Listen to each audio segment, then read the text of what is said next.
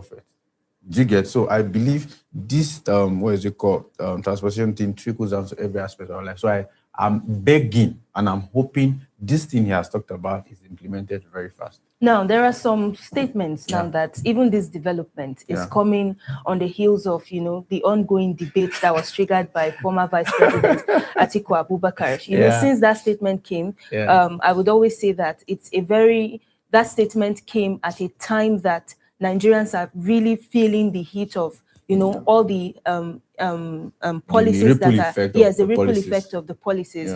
So it's just like you saying or bringing something that is hitting everyone, and that debate has been ongoing for the over 1 week now. So do you think, because some analysts are saying that this statement is even a political statement, that's the statement from the president now? Politics becomes dangerous when it is played to save a face and to save your image, not necessarily to impact positively on the lives of the people that you are governing. So in that regard, I would be tempted to agree. That was why I made my statement ab initio that why is this cushioning? Why are you trying to bring this when it's already over close to 4 years, when people are feeling the brunt, the pains? And I mean, you are my colleague, right? You come to the office every day. You know how much you used to spend on transport 2 years prior to now, 3 years prior to now. And the annoying thing is, it gets increasing on a daily basis. So I'm tempted to agree with what they are saying, that it's just more like a genuflect reaction. Okay, if you want to come at me like this, okay, I also come to say, okay, I have a way of cushioning it. So I'm tempted to agree.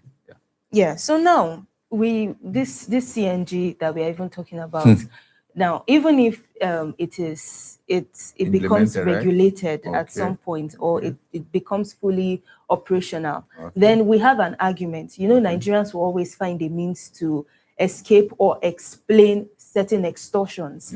Now, let's say the cost of fuel is now cheaper.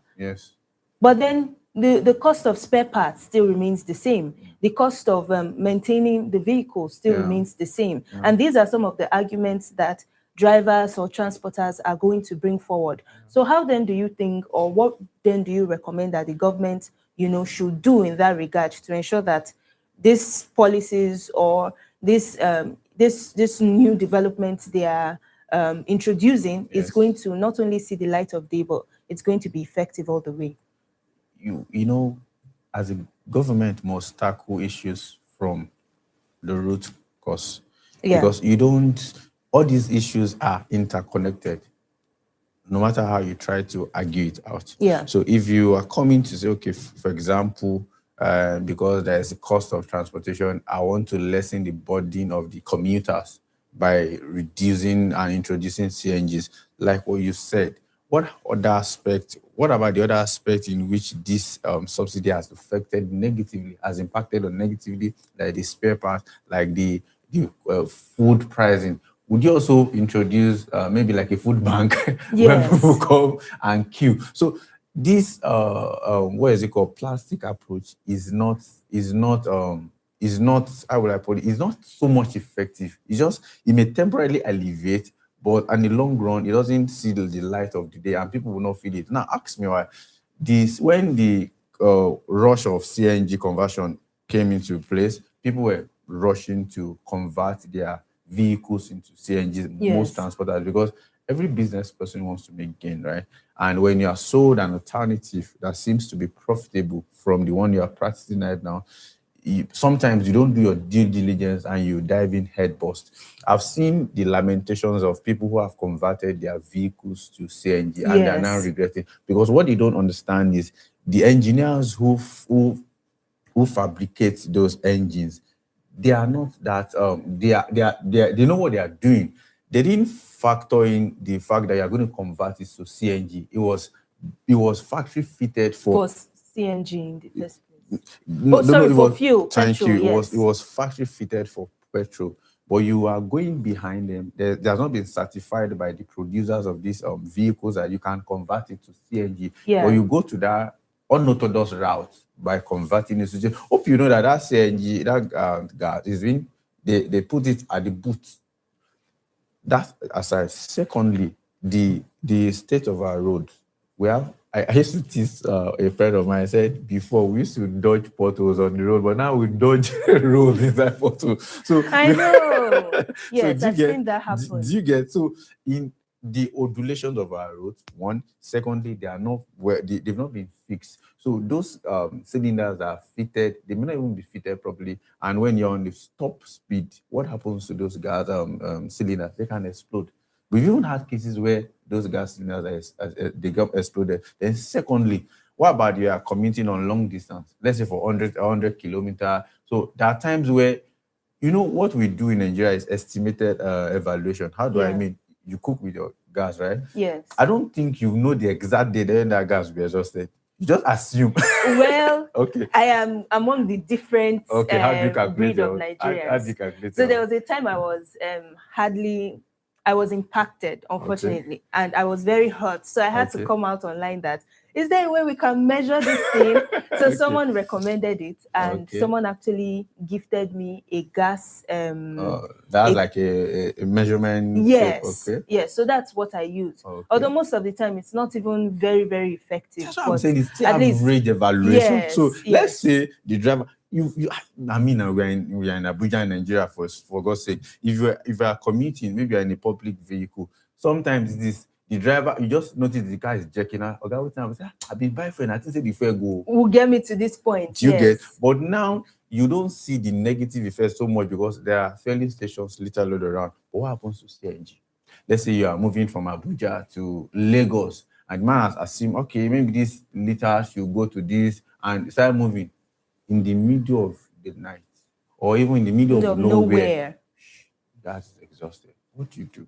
So these are things, multi-pronged factors we must put in place before we pass any reform. Reforms are not passed hurriedly.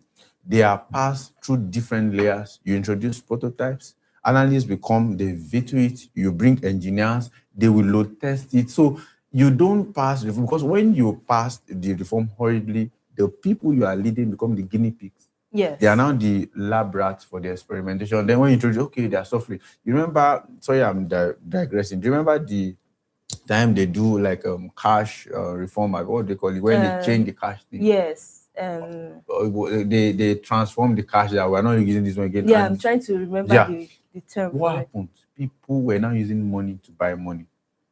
And the long run, that reform has fizzled away. People are not spending the old money and the new money together because they discovered these things cannot work. So I'm borrowing a leaf from that page to say that CNG has not really been tested for a long time to say this is what we adopt finally. The ones that I can even put my faith on partially would be the ones that the CNG are factory fitted from the company that we can settle for that. So this is my take, really. All right. So thank you so much for that input, but we need to go on a quick break. And then when we come back, the conversation continues. Please stay with us.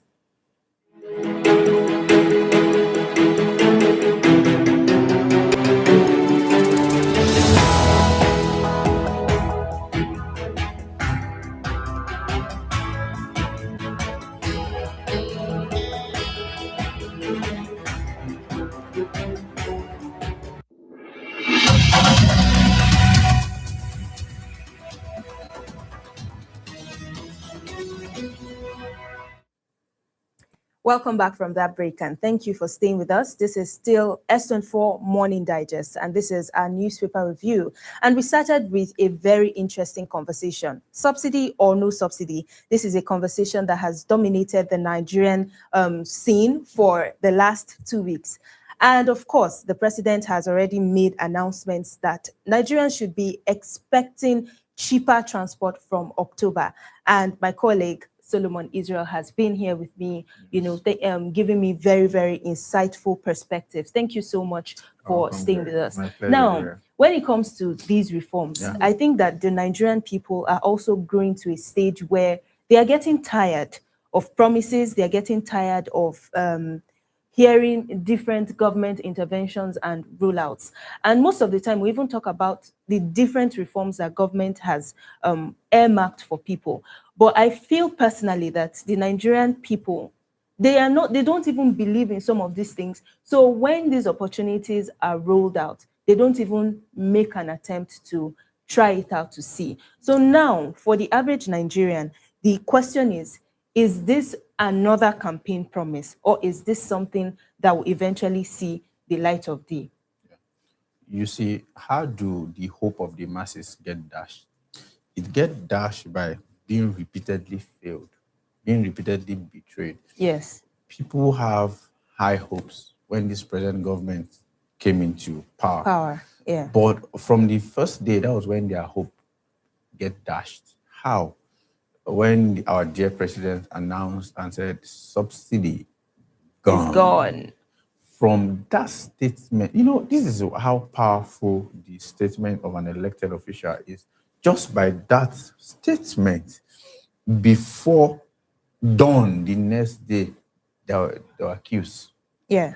The transport hike again. So the people are, or like you said, are tired in the sense that you've rolled out reforms, you've rolled out promises, but they can't hold on to one thing that has been done to say, okay, yes, we are now at peace. Because in the end, reform is supposed to make the life of people get better, right? Yes. Because how do you reconcile?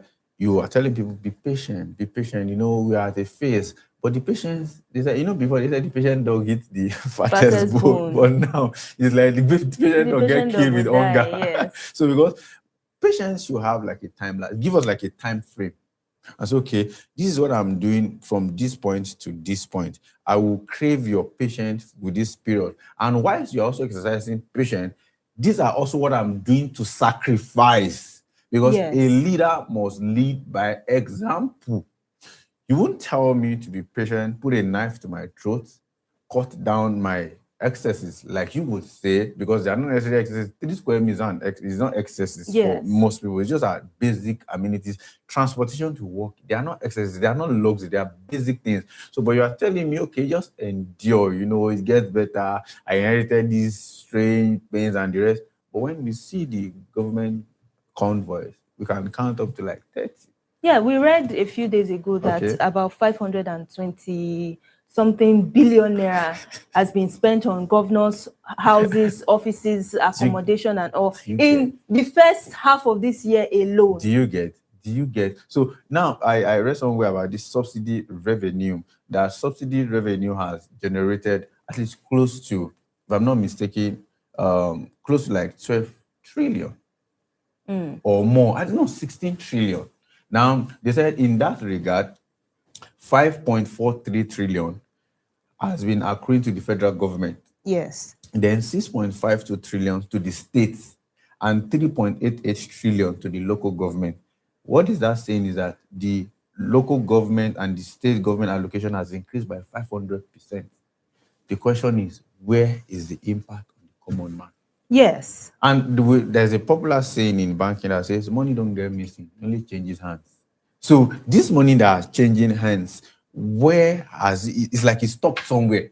It's like there's a clog in that wheel that as it moves from wheel 1 to B, then before it gets to the common man, there's a clog. Somebody puts something in between and says it doesn't get that. Because if this money are flying around, because the essence of that first subsidy is to retain unnecessary expenses, right? Yes. And use that money to fund certain aspect of the government, like education, like infrastructure. Okay, now you save this money. Where is the effect on the common man?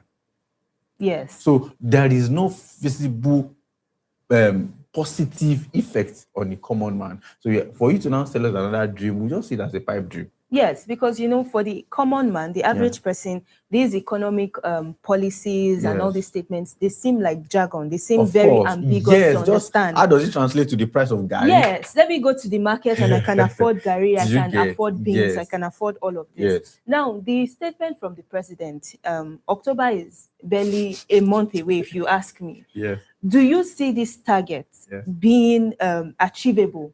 Because right now, with what they've said, this promise is a lofty promise. Do you see them being able to achieve this in the next 30 days? Claire, to be frank with you, this is what is playing in my head. I said, I'm assuming I'm part of the inner caucus of the government and the president. And it's like, okay, we'll push on the federal transportation October 1st. So that date is just to buy time. I don't think...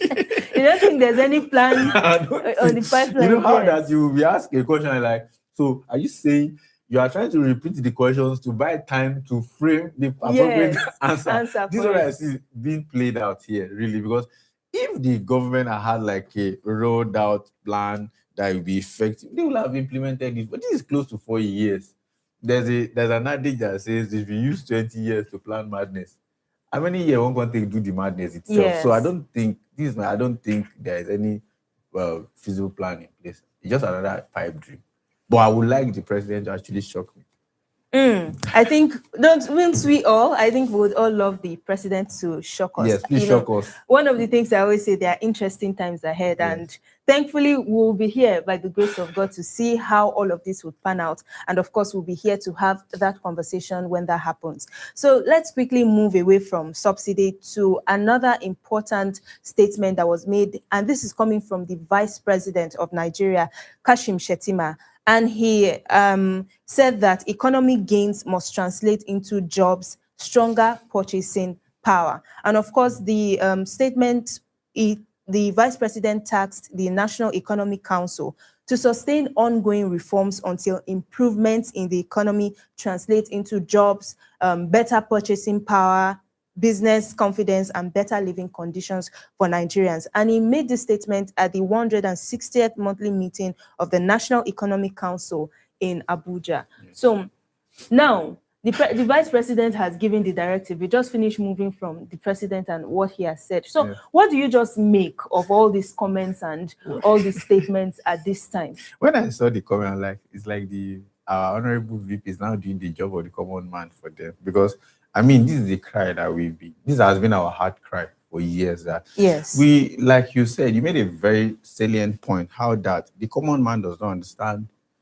The only economic metrics and jargons he understands is, if I come today and this thing is 1 naira, tomorrow if it is 0.5 kobo, I should now understand that, okay, Tinubu is doing well. That means the price has reduced. Yes. If I'm buying something for 10,000 naira and I come the next year, it's now 5,000. Okay, Tinubu is working. Beyond that, if you are telling me this is the economy, this is the reform, the common man does not understand. Yes. As far as it's concerned, these are all jargons that have not been translated into real-time positive effects. Now, let's even dissect the policies one after the other. What are the reforms? Let's say, for example, we've dealt with first subsidy. The second one would be the NEL fund, the student loan scheme. How does that work? The government, in their, experienced cabinet, came up with a policy that, okay, well, we want education is our paramount interest. Youth are the leaders of tomorrow, and if they are not educated, how can they lead? And we discovered that some people drop out of school because they cannot pay tuition fee. We'll bring a plan, NEL fund, we'll give them student loan. Question is, you've introduced the student loan, and the student, on the other hand, the tuition fee has been jacked up by 300%. Lawyer, humor me. How do you rectify that? I had that conversation with someone, one of our colleagues the other day, and I said, what really is the essence of a student loan? Because I remember when I was still in the university, a lot of government-owned universities were still paying less than 35,000 naira. And this was not 100 years ago. No. This was as recent as 2019, 2020. It's not even 10 years. Yes. So we had universities still paying, even state-owned universities were not paying up to 100,000 naira. At the time I graduated, my school fees had just recently been increased to 55,000 naira. And I remember how parents were crying. In fact, we were getting to a point where people were organizing protests. And then we moved to barely 2-3 years later, and I wake up one morning and my younger brother tells me that his school fees is now, I think it was moved at the time from 35,000 naira to 95,000 naira. And in the last, is still in his second year in school. His school fees has been reviewed twice. Now their school fees is almost 200,000 naira. Thank you. So what really is the need? If it was still 35,000 naira or if it was still 40,000 naira, during him, in fact, you can afford to pay his school fees every single month. Yes. It's just a stipend. And now they get these loans. The funds do not even come as at when due. Sometimes these students would wait. Let's say this is August already, and I won't be surprised if they've not collected loan or the stipend for August. Maybe they are still expecting them to rely on the one they collected in July. So there are a lot of issues around this. Let me use an allegory of an African proverb to explain what is happening here. Yeah. There was a story in the animal kingdom where, tortoise is regarded as the wisest animal, right? Yes. So there was a story in the animal kingdom where they planned a coup to kidnap the tortoise. So they came around and they waylaid him. So immediately they waylaid him, they're taking him away. So he begged them for just 1 minute that he had a request if they can grant his wish. He said, "What is his wish?" He said, "Please, could you take me down?" So they dropped him. He said, he now uses his leg and foot to scatter the ground. He said, "Pick me up." He said, "What did you just do?" He said, "How will it be said that an honorable man like me was kidnapped and didn't make a move?" At least when anybody comes around, they will see the struggle. This is a sign of struggle. I feel this is what the government is doing, just creates an issue out of the nowhere and then come around and say, "We are solving it. Don't you see what we are doing?" But these issues were actually non-existent. Yes, in the first place. Came around. So it's more like this problem, you are the one who introduced it, either directly or indirectly. Then you come around again to offer us like a succor. So I feel this is the plan. It's not even the plan. This is the modus operandi of the APC-led government, this present administration. Because, like you said, 35,000 naira, even though it's a lot, then every person from every strata of every economic strata will still afford to just rally around to pay. Yes. Either a low income earner, middle income earner, the highest of the highest, or the Olois or the Oloi, you still rally around and pay 35,000 naira. It may bite you for a while, but now from 35,000 naira to 200,000 naira, then when you're crying, you say, "Why are you crying? Why are you this insensitive? We've come with nail phone. Come and take loan. Come and take loan. Come and take loan." And the interesting part of this loan is it's not a grant. Yes, that's the thing. So in the end, you are still going to pay. Also consider the fact that where are the jobs? Honestly, I don't want to be negative, so I always say that there are interesting times but now ahead I'm talking about the reforms, right? Not to be all negative. There's also a reform that is called 3MMT. So before you tell us about the 3MMT, let's take a quick break, and then when we come back, the conversation continues. Stay with us. All right.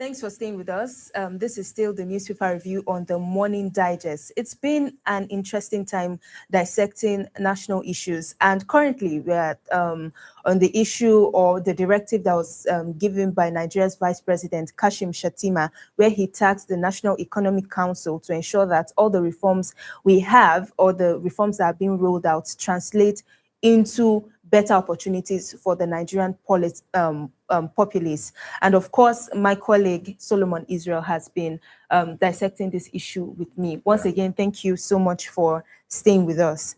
And before we went on the break, you were talking about a particular reform which you call the 3MMT. So just youth empowerment is digital skill acquisition empowerment. But I also participated. I just wanted to, not to be an unbeliever of the government. I enrolled, and the interesting side of it has been in existence close to 4 years now, and it's still on, where youth are skilled for free on AI, artificial intelligence, IT support, all kinds of digital, skill acquisitions that can, jumpstart you in the workplace environment. It's just that I think one of the schemes that was in place before the present administration is this Empower.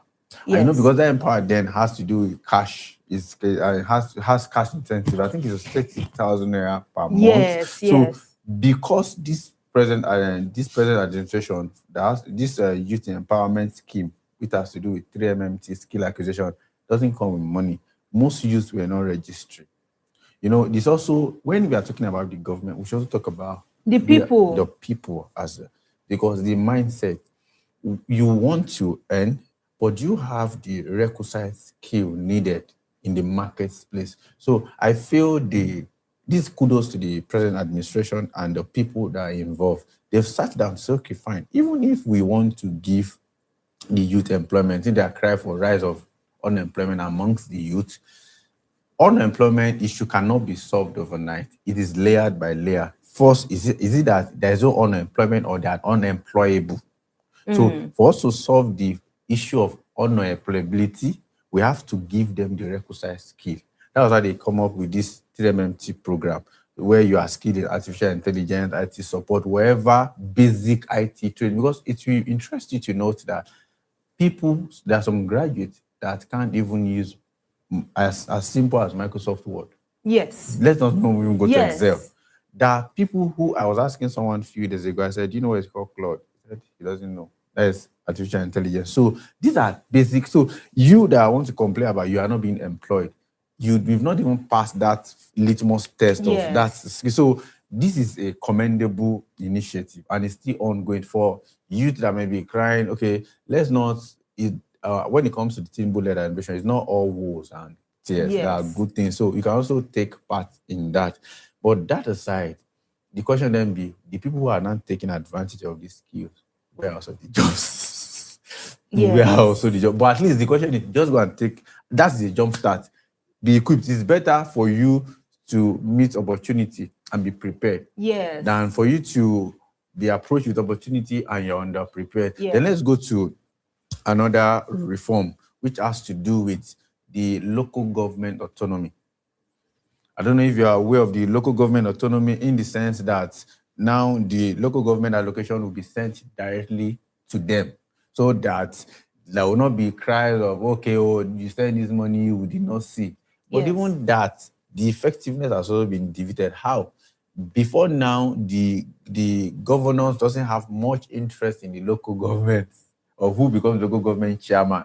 But now that the money that so they were ensure the guy who is going to be the local government chairman is their stooge. So that if I come as, okay, after you are giving this social education as your godfather, you share. So in the end, all of these policies has not yet, that is the cry our present vice president is crying. But I also think National Economic Council, that is not where you should say these things.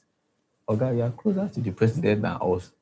And you're also part of the government. So why are you not calling your people and say, okay, I'm seeing the cry of the people on a daily basis. These are our reforms. They've not translated into more jobs. They've not made the lives of anybody better. What can we do differently? Should we pause the reforms first, or should we bend it a little? Because, see, anything that has to do with development is not finalized. You introduce it, you check, are we getting the desired result? If we are not getting, what should we adjust? Is the problem the reform or the people? If the problem is not the people, is the reform. What can we adjust about the reform? Okay, when we are done with the reform, is it now the people? If it is the people, should we now sensitize them more on how to approach these things? Another reform is also this digital tax of a thing.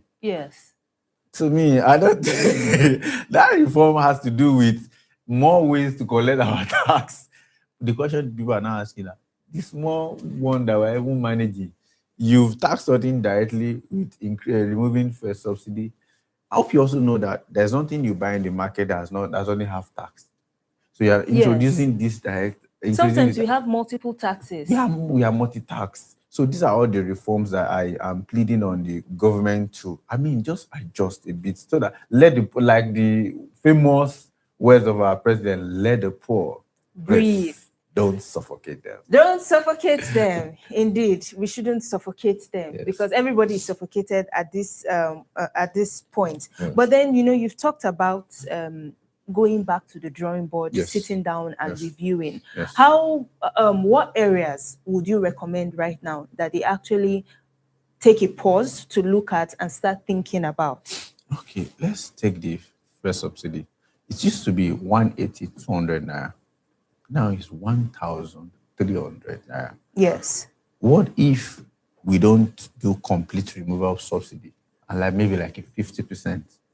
We just remove it partially and we don't remove it completely. I mean, I feel that will also help. So instead of paying, well, what you used to pay 200 naira, what you used to pay 200 naira for is now 1,003. So now that is 1,003. What if the government goes to their drawing board and says, it's really telling, it's having a toll on these people. Instead of us introducing these CNG buses that another contractor may even embezzle. Yes. You would give the, because you see, the problem is not even government alone, even the contractors. It's all of these party things. When I saw a harrowing video few weeks ago of an elected official that went to an hospital to inspect the donated beds. Yes, I saw that video as well. I saw that video. The orthopedic beds he donated and the ceiling fans he donated just to make the community, I mean, more habitable for the people. So if you come for treatment, you'll be well treated. Guess what? This man came by, could not find any. So do you get? So these are the problem most of the times that at least I commend the politician that at least he went to supervise what he has introduced. So I also beg the government that whatever policy you are rolling out, are there measures and metrics in which you will introduce for people to see to the latter? So like this October 1st that we are craving to see who are the elected officials you've put in place that these CNG buses you are rolling out, they will not see hike the price to the normal money that people pay. Yeah, indeed. And you know, most of the time, whenever I have conversations with people, I always say that we are not so different from our government, even we as a people. We are the product, we are the government. Yeah, we are the government because these people come from the society. Yes. And that's why, like you rightly said, there has to be a mindset shift as well. A mindset renewal. The people also have to go through some form of transformation. And then we don't know right now which is better, whether it is from top to bottom or bottom to top. To bottom. But there just has to be a change. And now, another sector that a lot of times we don't even talk about is the private sector. Now, whenever I'm having conversations, it sometimes seems as if I am an advocate for the government. Okay. But then when I'm analyzing issues, I feel like we should also have a balance and we should ensure that every other stakeholder is held accountable one way or the other. And we know that the private sector, they are not just sitting idly. They also have significant potentials and also significant contributions they can make. So how can the private sector come in? Because at this point, it is a no-brainer that the government cannot do all of this alone. So when you say come in, is in the aspect of making the lives of people better, how can they help? Yes, how can they help? Well, you also note that these policies, they're also a victim of these policies. Yes. So you get that's quite true. If like say for example, I'm running a conglomerate. I have a business that spans into trillions of naira, and just the issue of subsidy, because maybe majority of my business depends majorly on logistics. Maybe I run a logistic company, and I used to buy spare parts for maybe I have like 1,000 buses and vehicles, 1,000 buses, 1,000 salon cars, right? Yes. And maybe my monthly budget for fueling my cars are, let's say, for example, just to put a number to you, let's say 10 million naira. And this issue of subsidy is introduced. That I'm fueling my cars for like 70 million naira monthly. Hope you know that is a significant increase in expenses. Yes. And with little profit. I've had one-on-one conversation with these taxi drivers, and I asked them myself, guy, now even though they've removed subsidy, right? And you've jacked up your price for transportation. I said, do you make more money? Say, God, for where? Someone even want to beat me. Say, God, for where that we are making more money when things were cheaper. When things were cheaper. I said, because what I don't know is if they are carrying what they are carrying before for 300 and they're carrying for 1,003. He said, I might look at them and feel, okay, we'll make more money. He said, 70% will go into refueling their car. So what then happened when maybe their shock absorber is faulty, their gasket is burnt, one of their spare part has issue. He said, do I know that spare part now has increased by like 300%? So he said in the end, it's more like as it's coming through this source, it's rolling through. So how can private organization come in? One way they can come in is to, I don't know, maybe like organize like a plea with the government to say, please review this. Maybe, for example, there are some private organizations that are consultants. They have engineers, they have economists. They should do like a pro bono service. If the government is willing, I say, sir, let's analyze this, your reform. We have something better. We are submitting a proposal. This will still help the government to make more money, but we also cushion the pain of the people. So that is one way in which the private organization can come in. All right. So it's been a very interesting conversation. But then before we move to our final paper, I also again just want to touch on what we had talked about earlier, about the metrics that we use to judge economic growth, because I've seen recent statistics. That was what I was trying to get, where they would say the economy is improving, it is better. I can even right now on the black market and even in the CBN, the dollar rate, it has dropped significantly. And there was a recent report that it has stabilized to a reasonable extent. Before now, I think about a year, 2 years ago, the dollar rose to as much as 1,800 naira at some point, but now it has stabilized. We have 1,003 to 1,350, max 1,400 in the black market. But then we are still not seeing changes in the cost of living. Nigerians have still been hit hard by these policies and still hit hard by the economy. So how, in just a few words, how do you advise or recommend that the government tries to put ensure that everything they are doing is impacting the Nigerian people? Is there a way they can actually maybe monitor or try to checkmate to ensure that all these things are not just on paper? Come to the grassroots. I will explain how. Like the farmer who supplies the yam from Benue, who is complaining that he spent 1 million naira just on transportation alone. Call the farmers. What are your major challenges? Do you get? I was on my way from work yesterday at a particular village immediately around Lugbe, right? I saw like 5 baskets of tomatoes by the roadside. Hope you know the rain fell yesterday throughout the significant period of time, and I believe they could not move those goods. And those are perishable goods. You ask, go to the grassroots. What are your major challenges? Because if you say you want to help the small, medium marketers, the first question is you cannot assume their problem for them. This I feel is major the problem of most government, assuming the problem of the people. You cannot. You have to ask them, what are your daily challenges? So like that man, and his major challenge is not even to farm. His major challenge is moving his goods from one place to another. So he comes in and says, this is your major challenge. How can we solve it? So, Oga, number one, the road that leads from our farm to this place is bad. Help us fix it. They fix it. Number two, we need a way in which you can help us subsidize this transportation. So that, because when you subsidize this transportation, it will impact on the goods and services we are rendering. The people, the commoner will feel it. So if they bought like a bus load of yam for, let's say, for example, 5 million naira before, if you've intervened through government intervention, they're not buying it for 2 million. They are the one that will carry your campaign. Nigerians are very forgiving. Yes. Nigerians are very forgiving. Just make their life comfortable in a period that they will carry your matter on their head. They will carry it. So go to the grassroots. Don't number one, go to the grassroots. Don't assume their problem. Communicate with them, and whatever problem they tell you they need to solve, get it solved.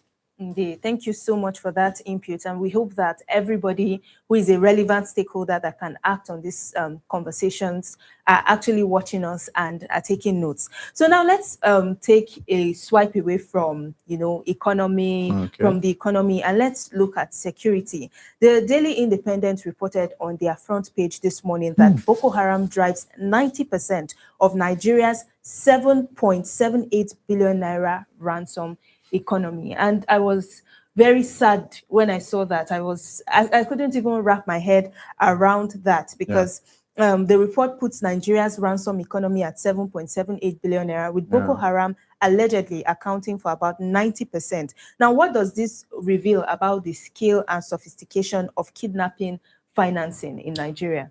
So if you zoom in on that news, right, you see more harrowing and sad facts. It is that 90% that is being accounted for is just from 2 reported incidents. One, the Ngoshe kidnapping. They paid 5 billion naira, because the total money they were reporting is from SMB intelligence, security intelligence report. That report is 7.7 billion naira.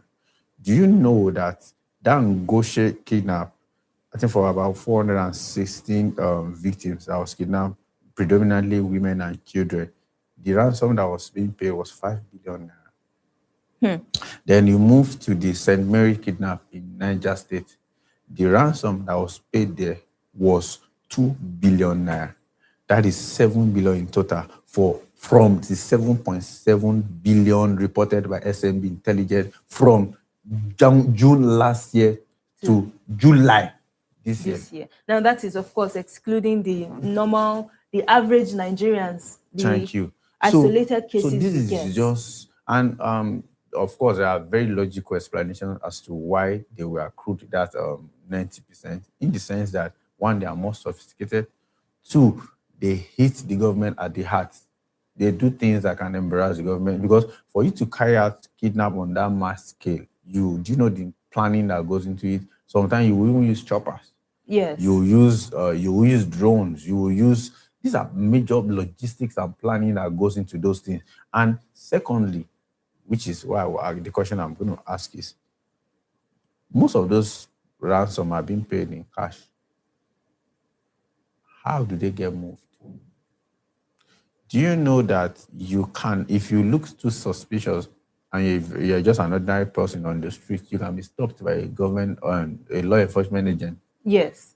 And they have the right to just interrogate you. So how do these things get moved that the government or the day doesn't know? And let me also shock you. It has been alleged that this ransom that were paid were not paid by individuals, by the government. Yes. So that was how they're able to get that 90% from 7.78 billion. Now, having such, a large portion attributed to Boko Haram, you've already said it, that it just brings to fore the sophistication of this type of group. But then I wonder, and I'm sure I'm not the only one wondering, a lot of Nigerians are wondering why this continues to linger and why it seems like there is no light at the end of the tunnel. Now, I was following a story abroad, and do you know that for every Naira note, obviously, we see all those inscriptions, we see all those. I believe that those are supposed to be metrics that you can use to trace certain cash. There was a famous story of a fugitive that stole some certain amounts of money in the US. Then one of the most, I think it was termed one of the most successful heists that the US government has not been able to fully crack. But now they were not, they were not able to discover those notes. It's for me, when I read that story, it showed me some level of intelligence I think we're not thinking about. Because if you are giving out these monies in cash, you should be able to track it, that for every single channel this money has passed through, because it's still going to return back to them one way or the other. So are you not seeing some of these gaps that you think we should be thinking about? Right, then again, I'm not a complete pessimist or antagonist of the government. Yes. Nigeria is fighting an hydra-headed battle, in the sense that it is layered on so many fronts. Some are ethnically sponsored. Yes. Some has religious undertone. Some are government induced. Some are so multidimensional. So imagine being confronted with such hydra-headed battle. You need, and Nigeria's weakness, so to say, is inaccurate data. How do I mean? In a developed country, you can hardly get out of their border. When I mean get out, not even their border alone, as you commute within your local area, you are tracked. There are CCTV cameras everywhere to account for your locations. That said, there are cards, for example, our NIN, right? It's also powerful, but we don't have a system where when you just impute a particular number, all your data, our data has not been properly linked. There was a day I was listening to a report where a particular government official has close to 500 bank accounts with different name, with no BVN. This BVN is meant to track the owners of account, right? But how were they able to also bypass those compliance? So Nigeria has a weak system of monitoring, because even though I know that the government in their best are trying to mitigate these attacks in a way. So sometimes I don't think the reason why sometimes government pay this ransom is because they are accomplices. Sometimes they want to just save face because they're embarrassing. How do you kidnap more than 400 people in a country where there is a government, there is army, there is also police officer? But now here's it. Our country, you know what I said? I said we have weak data. In some communities, you cannot even differentiate between the bandits, the assailant, and the ordinary person because they've been intermingled. Yes. This is another hidden aspect. Yes, there is a collusion between the citizen and even the oppressors. Yes. Then you go to another aspect, it has religious undertone. You go to another aspect, it can even have what is it called? Secessionist undertone too. Thank you. So this hydra-headed issue, it is, in short, for that Nigeria is still surviving now, is something we should be surprised about. Because there are countries who have not even faced 50% of the wars we faced, and they've collapsed because we are fighting so many wars. Yes. So in this regard, right, even though the government cannot be completely absolved of responsibility, we also give kudos to them that they are trying. Because, for example, some of these terrorists, they use normal human beings as a shield. Yes. So a layman will just say, you just go there and bomb them. It's not done like that. You know, war movies has a simplified way of thinking. This is how terrorists are dealt with. But no, it is far more. Because, for example, if I go to a particular community and release bomb and level the ground, including children and innocent people, how would you think those people will perceive the government?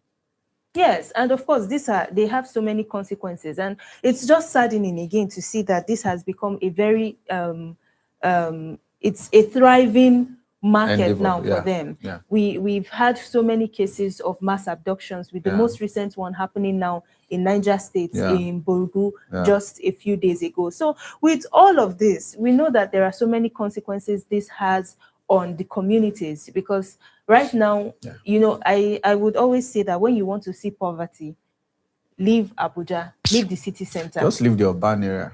Just go and then you will see poverty. And those are where we get our food too. Yes. So it's you know, just very, very saddening. But now, you know, we've already said it, that security agencies, they are doing a lot. They are doing a lot, but then much more still needs to be done. Yeah. So based on the experience you have and some of, you know, the interactions you've made over the course of your life, what are some of the areas that you think that maybe we're not paying attention to, that probably if we start looking at those areas, we can find that light at the end of the tunnel?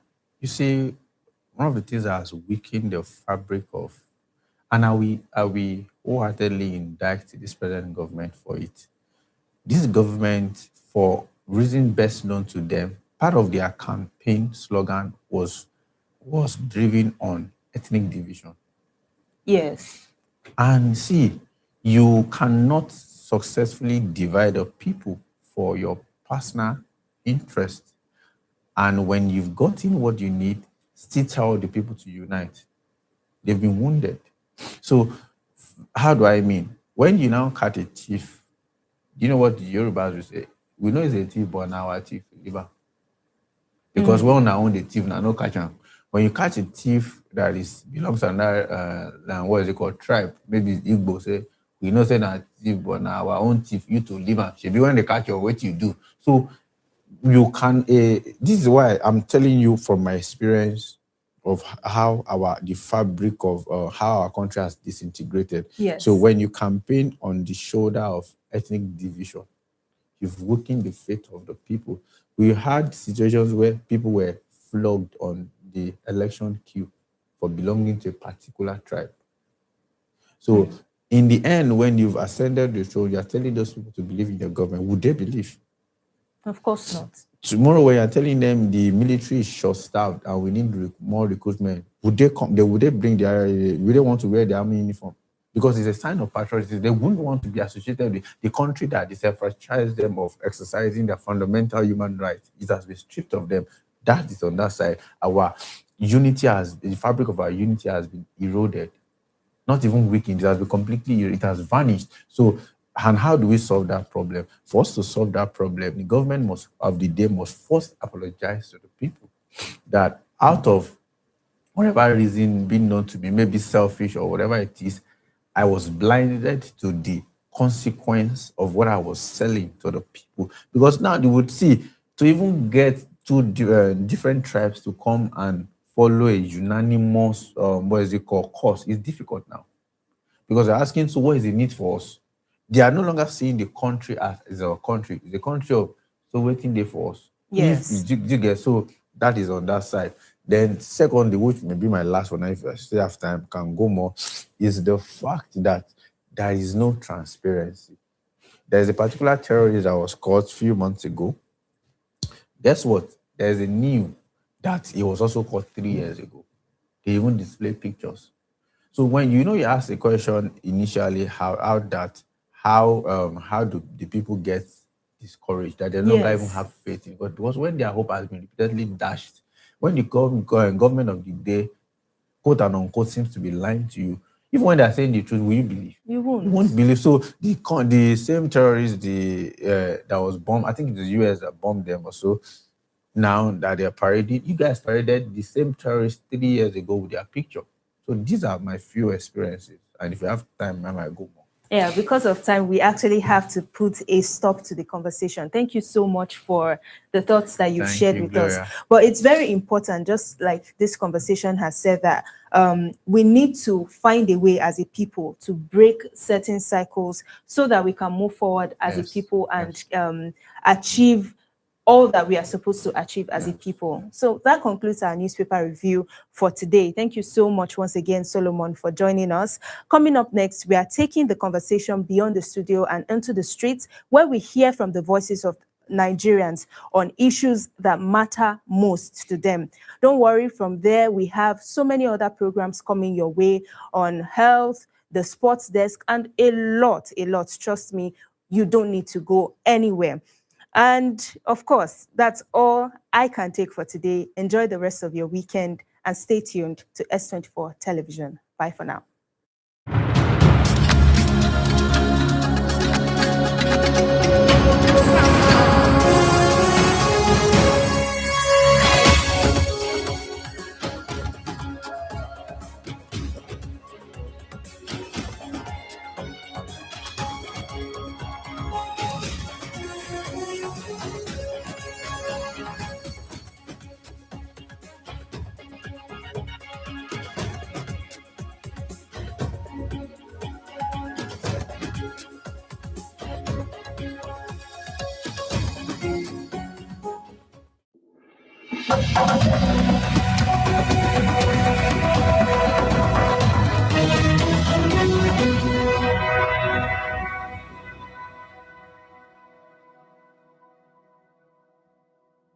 We've heard the people, we've heard their choices. Some are appreciating the good old days, while others are appreciating the evolution that comes with the year 2036. If you were given the choice to choose between Nigeria of 2016 and Nigeria of 2026, which one would you choose? My name is Mariam Dalhatu, reporting for S24 television. In fact, if it can be possible to revise back to 2016, I'd appreciate it, because the cost of living now cannot be compared to that. Then, although the things are tough now, with the development shifts, the opportunity that is in Nigeria now are very, very different from 2016. People are populated as it's a bad, but this 2026 people don't billionaires. Some people turned millionaires. So the thing is, as the year develops, you to find something to develop for a survey and culture gives you access. So I think that was going back make us as local as we used to be. And because many of us are complaining, we complain and we do see that Nigeria is not like before. We have access to different countries now, more than 2060. So the more we go, or let me just say the more we develop, the more the country gets better. So things that I would just advise our government is to create job opportunities. Current economic attitude, I will say 2016 or a little backwards, 2010, because I believe our political choices determine our economy. And so 2015 was an election year. So you can say 2015 because it's a decade from 2026. So I probably want to go back not as a person, but economically. Not like a different choice because like now it's not like they force themselves into the routine and it's now difficult to chase them again. But because leaders has spoiled our leader, has spoiled everything a bit. We don't understand. We see people. Things are not like before. Everything has changed. Everything and it changed. New people, new government. That was the need now. People are dying every day. People are suffering. And it's very bad. And they didn't even care. It's not affecting them. Affecting the people that doesn't have anything. It's very, very bad. Very, very bad. So we don't need anything. We need you. I will let go by that place. Because now we will wait in this 2020 now, serious for this round. You plan, going well for our country. Because the reason where I say that, because kidnapping, Boko Haram, too much, and a lot of things is going high. You will use 10,000 or any lot of money now, you go to what you buy, not food and much. Seriously, we are not getting happy now.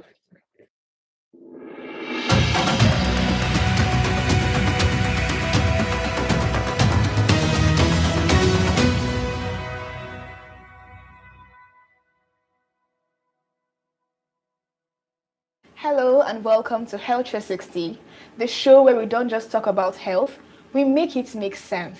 I'm your host, Martha Opalanedu, and today we're talking about something that could be living in someone's body for years without making a sound. No cough, no fever, no dramatic warning.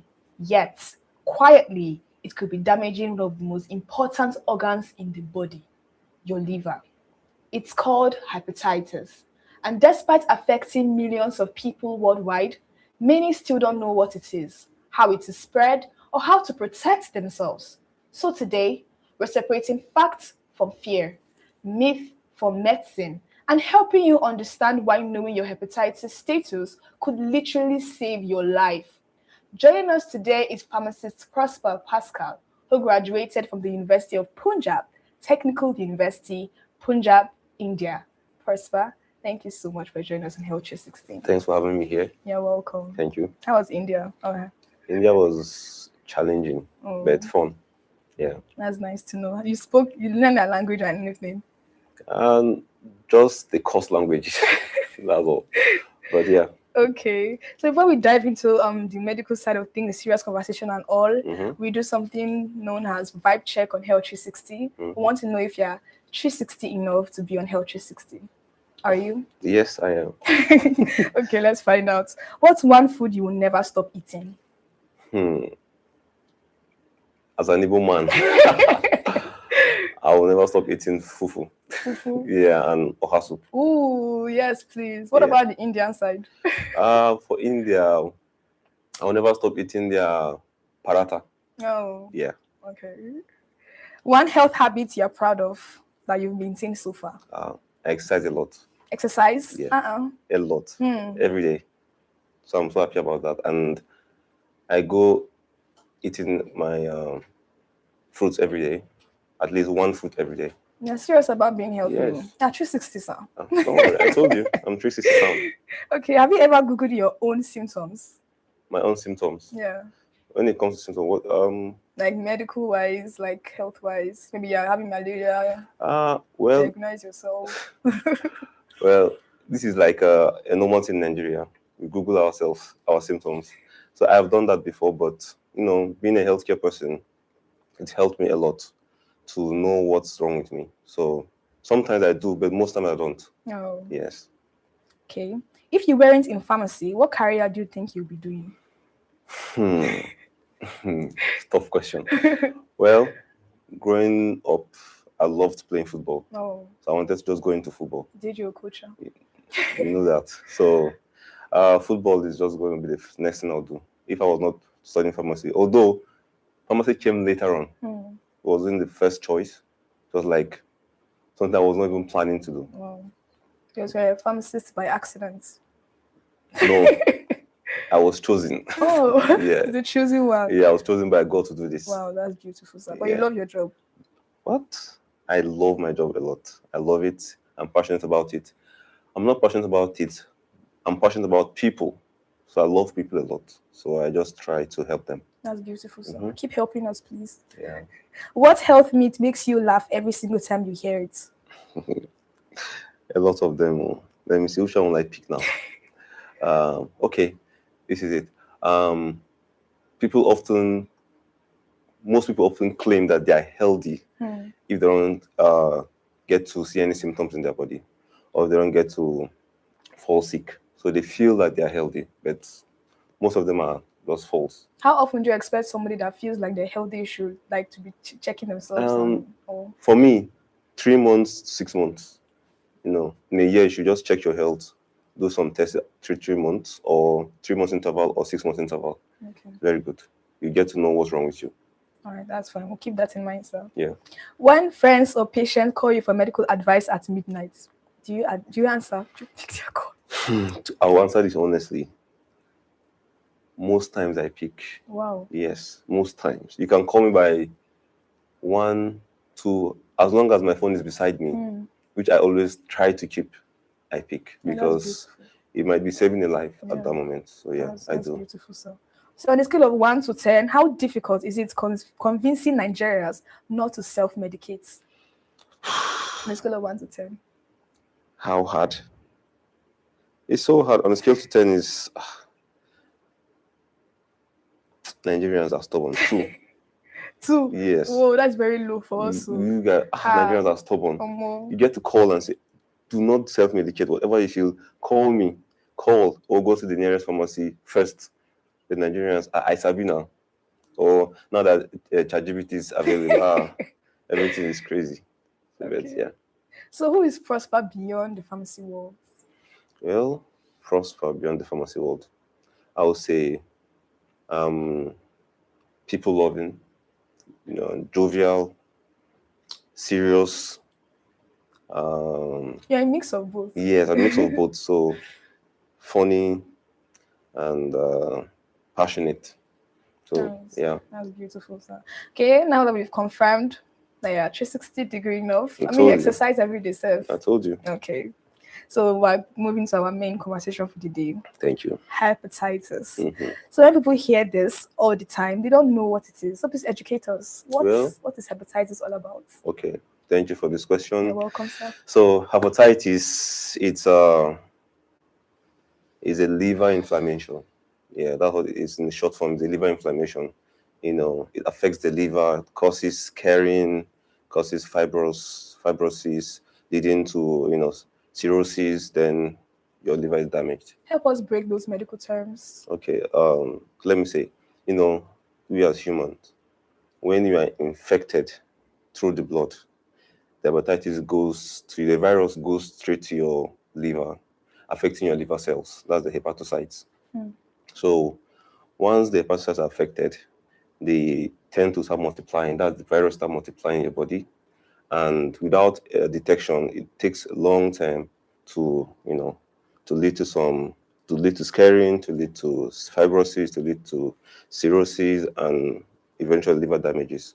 So, once you don't detect on time, it stays in your body, multiply it, and your immune system will be fighting it, and they're just going to be like a battle between your immune and the virus. And the more your immune is battling a lot, the virus always overtakes it because you haven't detected what is wrong with you. So you're not taking the medication that will help your immune to be strong. Yeah. So that's when it leads to scarring. Then from there it leads to cirrhosis, fibrosis, then your liver is damaged. Yeah.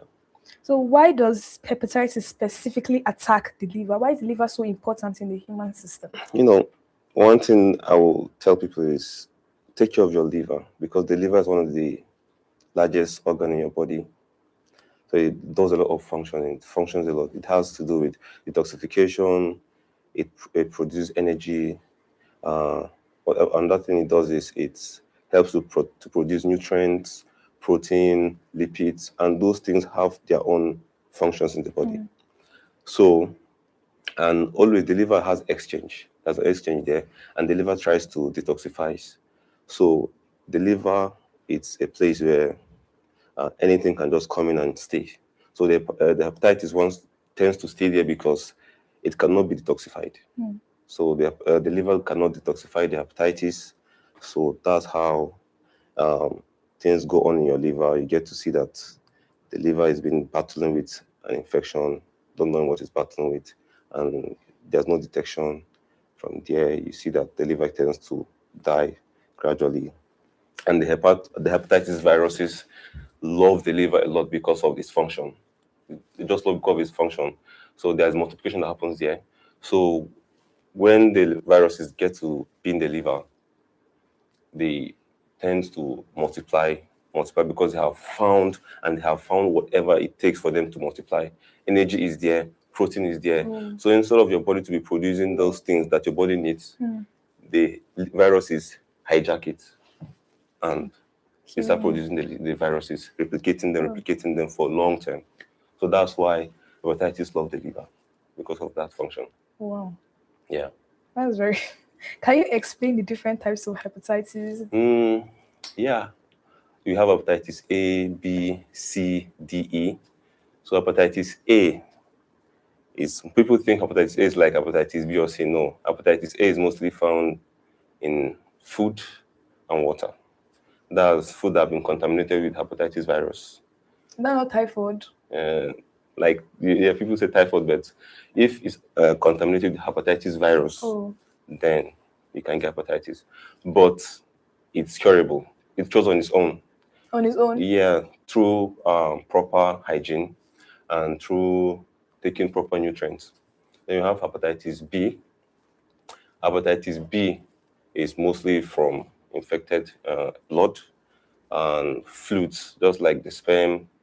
So you can get it through sex, through mother to child. Then hepatitis C, also from blood. Then hepatitis D. Well, hepatitis B, if you have hepatitis B, your equivalent can get to hepatitis D. D is like 8th stage. Yeah. And hepatitis D, if you have hepatitis D and you have hepatitis B at the same time, is very, very severe. It's very chronic. Then you have hepatitis E, just like hepatitis A, but mostly affects pregnant women. Yeah, so that's the difference. You said hepatitis C is mother to child? Hepatitis B. B is mother to child, yes. So it's hereditary? Not hereditary. Let's say if the mother is infected. Okay. If the mother is not infected, fine. But if the mother is infected, that's when the child gets to have the hepatitis B. So among all these types, which one should Nigerians be most concerned about and why? B and C. To be concerned, we should all be concerned about B and C because we are exposed. Let me say this. I will always advise all Nigerians or everyone in the world, you should know you should take your vaccines. Just take your vaccines. If you have not taken it before, always take it because hepatitis B stays in the body for a long time. You don't know. You don't even know. It's not written in the face unless you know if you know the person has it. Then that's when you get to And you're always having, we are always exposed through sex, and we always go to the salon, barb our hair. So objects. It's like HIV. Yeah, worst even. Jesus. Yeah, worst even. So, using objects that are not cleaned. Yeah. Yeah. Unsterilized objects. Thank you for that. Unsterilized objects, and having sexual partners. Also gays too. So mother to child. So those hepatitis B and C is very, very dangerous. So we should look out for it by taking our vaccines, knowing our hepatitis viral loads or status. Yeah. These vaccines, is it something that you take frequently, regularly, or just once in a while and good mostly to go? Okay, mostly for the vaccines, when you are giving birth, you are given a vaccine within 24 hours.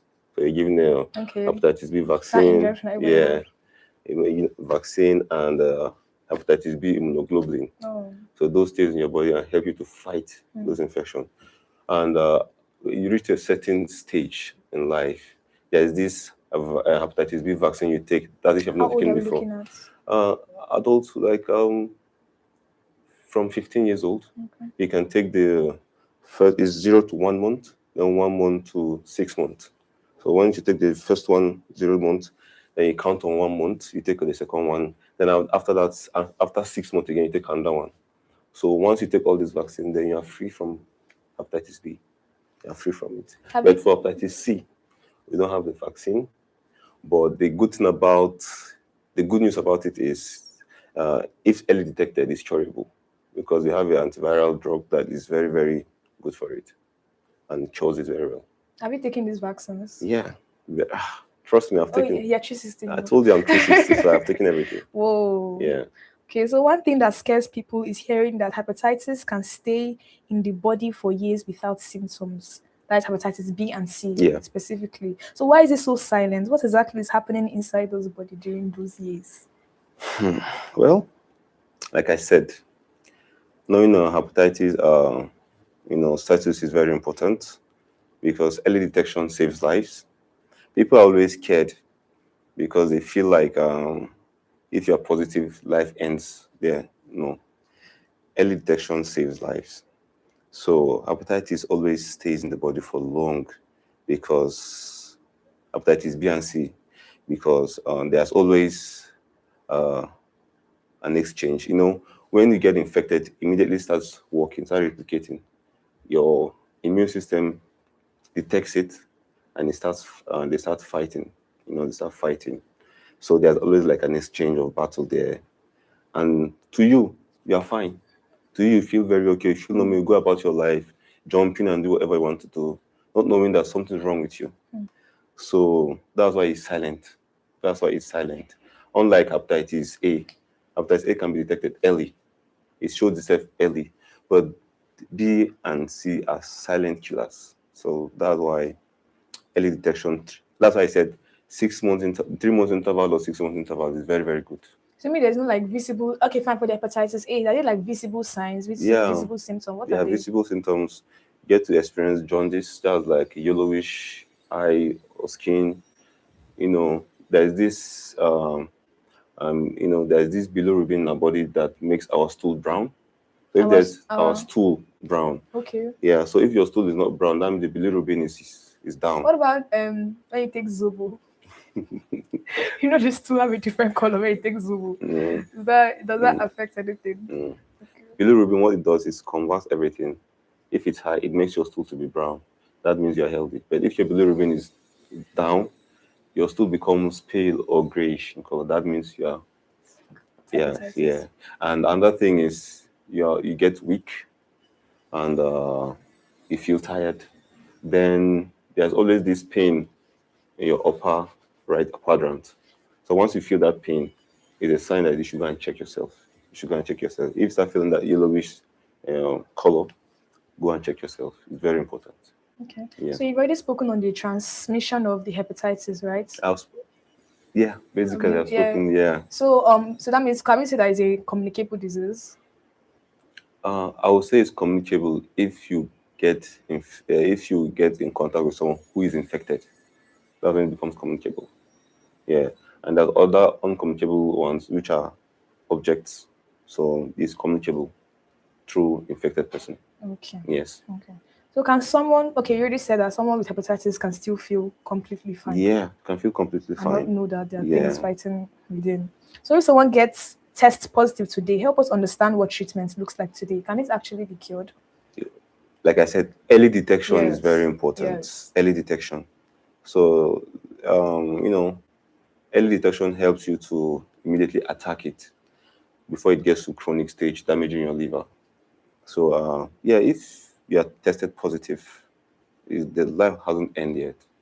You have the chances to live your life to a long time. You have the chance to live your life for long because, there are medications that are there, and the medications are very, very proactive. They are active in the body. It helps your liver to be healthy and also fights the infection. Also boosts your immune system to fight the infection as well. What about the presence of the hepatitis B and D in your body at the same time? Yeah, like I said, early detection. If you detect hepatitis B on time, you can treat it. You don't have to go to the stage of D or chronic. It doesn't have to. You just have to, like I said, 3 months interval, 6 months interval. Once you detect it on time, you get to treat it on time. You get to manage it actually. C can be cured, but B, you manage it, and the person has to live a very good life without even transmitting to another person. And another thing is, you know, once you are detected early, it helps you to save your own family, people around you, because you already know your status now, and people around you know your status. So you just get to manage it properly and don't share some objects with people. So yeah. Okay. So we've made a huge progress with HIV awareness. Yeah. As I was like, looks like they're similar. I think they're similar. They are similar, yes, because their drugs are similar. The way they are, multiplied in the body is similar too. Okay, but HIV, does it affect the liver too? No, it doesn't. But they are kind of similar Yeah. still. So why do you think hepatitis still don't receive the same level of public attention that HIV is receiving today? Well, for HIV, I always congratulate the medical schools, congratulate the government for public announcement, also congratulate the international bodies who have also helped to make provisions of medications and awareness. They have done a lot of work when it comes to HIV. When it comes to hepatitis, I think there is still a lot of work to be done. I think there should be public engagement, public educations, creating awareness that will help people to understand that hepatitis B is actually very dangerous, more than HIV even. Very, very dangerous, because once your liver is gone, you are gone. So I think people, there should be education, awareness about hepatitis and stuff. So yeah. Oh. So let's talk about babies. How important is it for newborns to receive hepatitis B vaccine shortly after birth? It's very, very important because, for kids, their immune is not yet strong. They're just trying to grow. So, you know, once they have been born, the vaccine should be given within 12 hours or 24 hours. And another thing is, if a mother is infected, then the healthcare professionals have to make arrangements for the vaccine so that they can manage the infection when being transmitted to the baby. So giving the vaccine helps the child to live long, stay long, and not die on time. And hepatitis on its own can cause serious damage to a mother if she's pregnant and having hepatitis. It can cause miscarriage, miscarriage, also cause fibroid, also cause birth defects. So That defect I affect the baby immature. Baby can be more prematurely. Prematurely, Yeah. sorry. So yeah.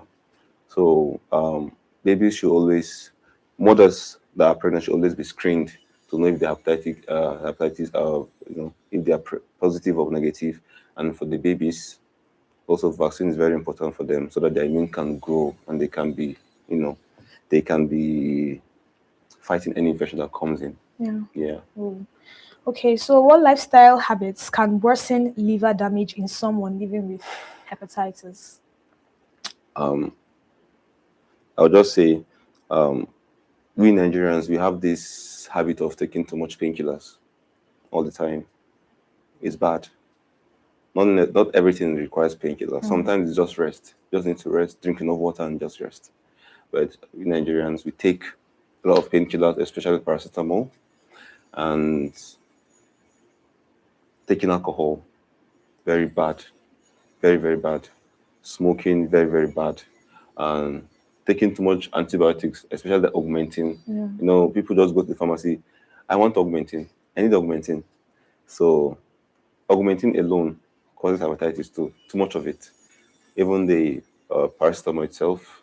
And there's some tuberculotic medications that also cause hepatitis. There are the isoniazid, and that one is pyroxamide. They cause hepatitis too. So I think we should help ourselves by proper hygiene, not always taking too much painkillers, taking medications as prescribed, no self-medication, and avoid herbal medicines. Herbal medicines are so bad because they are hardly regulated. So you need to just make sure that they are NAFDAC approved and make sure it doesn't affect your liver.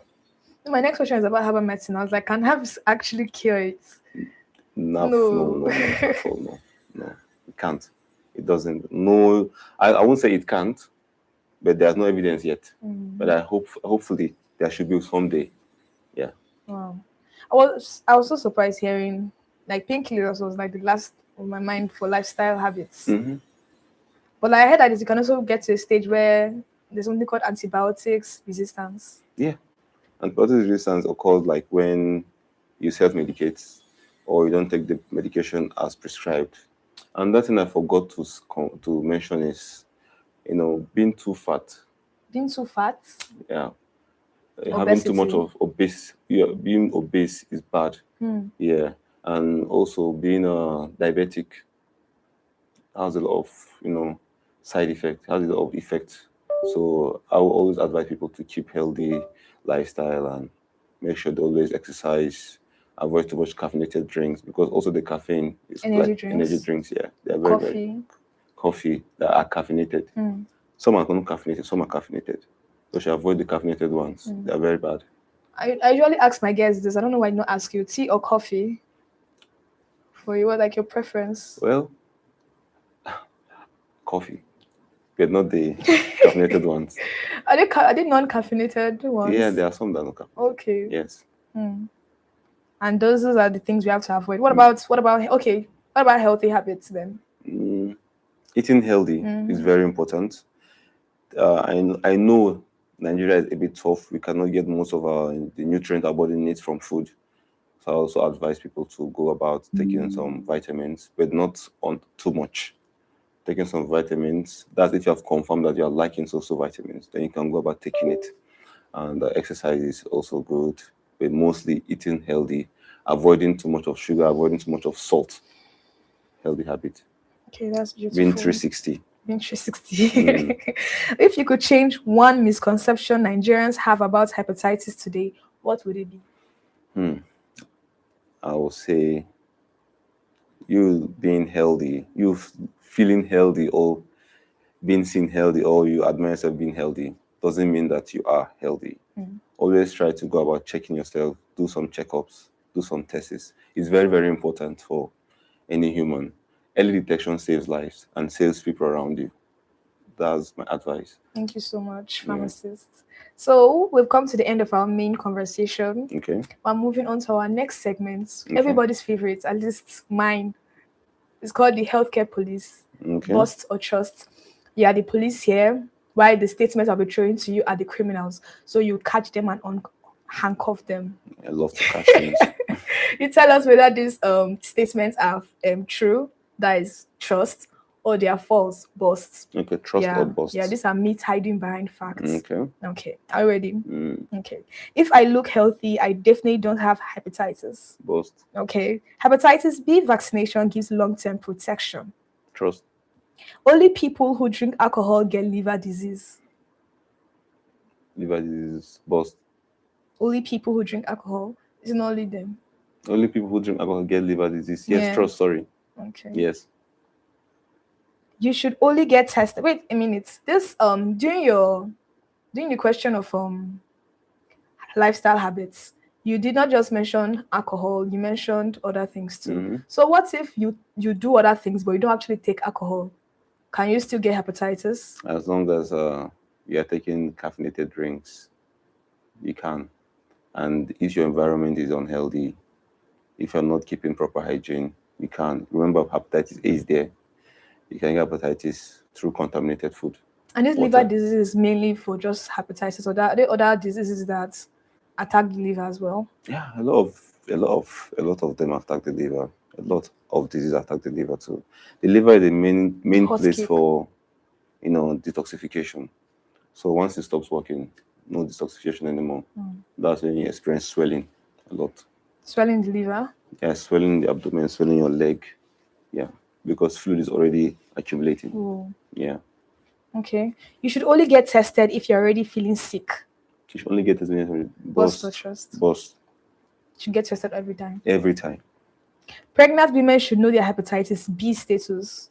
Trust. Just B? No, not B actually. Only B status. Yeah, that is very vital. Is that the only thing we should be looking out for? I would say boss, because E is there and B is there. So you should also know your hepatitis status, not just only one. But these tests that you go for, is there does it specifically channel to one hepatitis? The most common one is B and C. Yes. Yeah, that's the most common one. Okay. So that's why you should always focus on knowing hepatitis B and C status. Okay. Yes. All right. Everyone who has hepatitis will eventually develop liver cancer. Boss. Please, can you evaluate? Can you? As long as there's early detection and you're taking your antiviral medications, you will not have any liver cancer. That's if you early detect it. Yeah. Yeah. Okay. Using unsterilized instruments for tattoos, piercings, or traditional procedures can increase hepatitis risk. Trust. Okay. Lastly, in 1 minute, can you give the audience a call to action about hepatitis? Well, I will say to the public, you knowing the information about hepatitis does not mean you shouldn't share. You should go about sharing it. Share to people. Tell your neighbors, tell your family about hepatitis, how it's been detected, how it's been prevented, and also know your hepatitis status is very, very important. It helps you to protect yourself, your body, and people around you. So that's the only thing I can say. Thank you so much for being on Health 360. Thank we you. appreciate you coming. Thank you for sharing your insightful knowledge and letting us know about it, for the advice and everything. We are grateful. Thank you. Health conversations like this save lives because awareness is key. Yeah, I'm always. Okay. Health conversations like this save lives because awareness is often the first treatment. And to everyone watching, here's today's challenge. Have you ever been tested for hepatitis? If yes, what made you take that step? If no, what's stopping you? Join the conversation in the comments because someone else's question could answer yours. Don't forget to like, share, and subscribe because every share could help someone discover what they never knew about hepatitis. I am Martha Opalanedu, and this has been Health 360 on S24 television. Until next time, bye for now.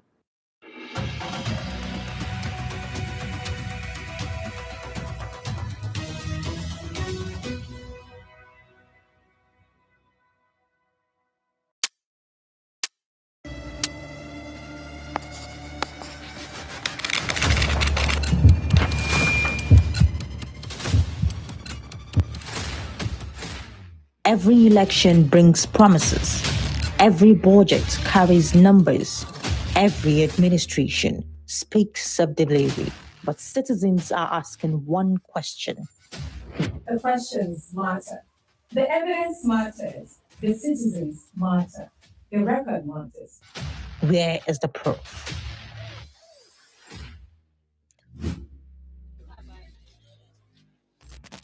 Leadership. A road promised, a hospital announced, a school approved, a budget was passed, a project was launched. But what changed? When people ask you, you should be able to provide facts. Who benefited? What was delivered? What remains undone? Other news. S24 television presents governance role, not politics for noise.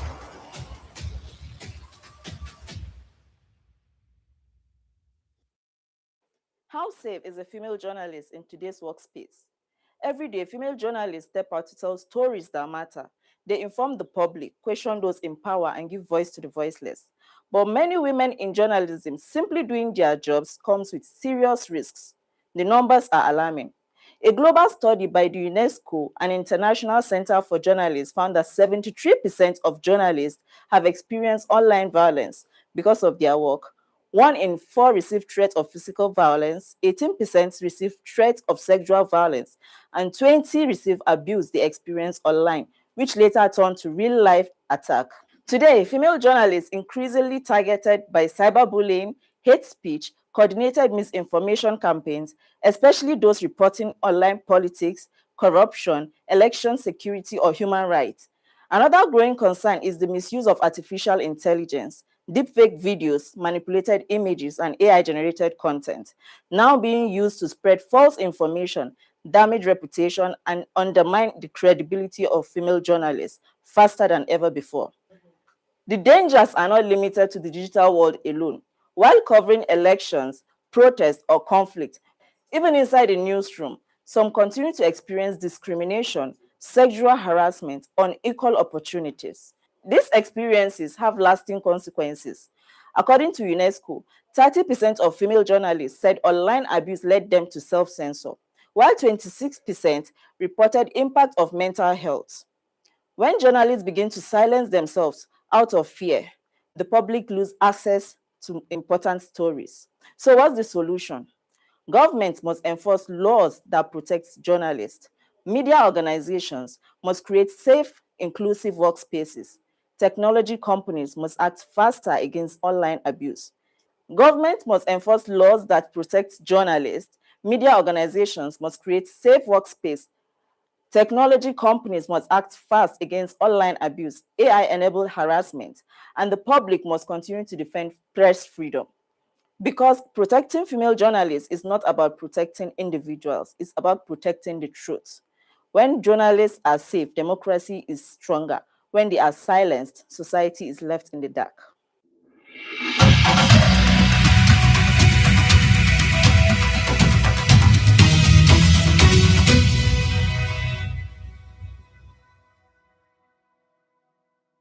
What we are witnessing is not an isolated medical incident.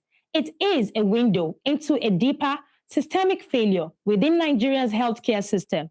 When medical negligence occurs and accountability too often falls short.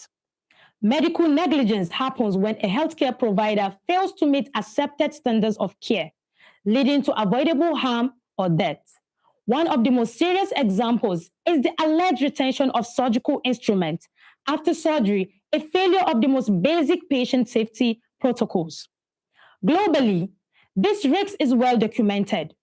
Peer-reviewed medical studies shows that retained surgical items occur in about 1 out of every 5,500 to 7,000 surgeries worldwide. Rare, but entirely preventable. The World Health Organization also estimates that 1 in 10 hospitalized patients globally experiences harm, much of it linked to unsafe care. That is why international standards require strict instrument count, surgical safety checklists, and immediate investigation of post-operative complications.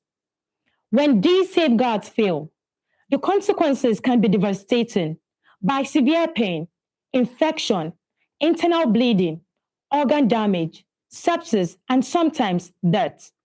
In Nigeria, allegations of medical negligence have surfaced repeatedly.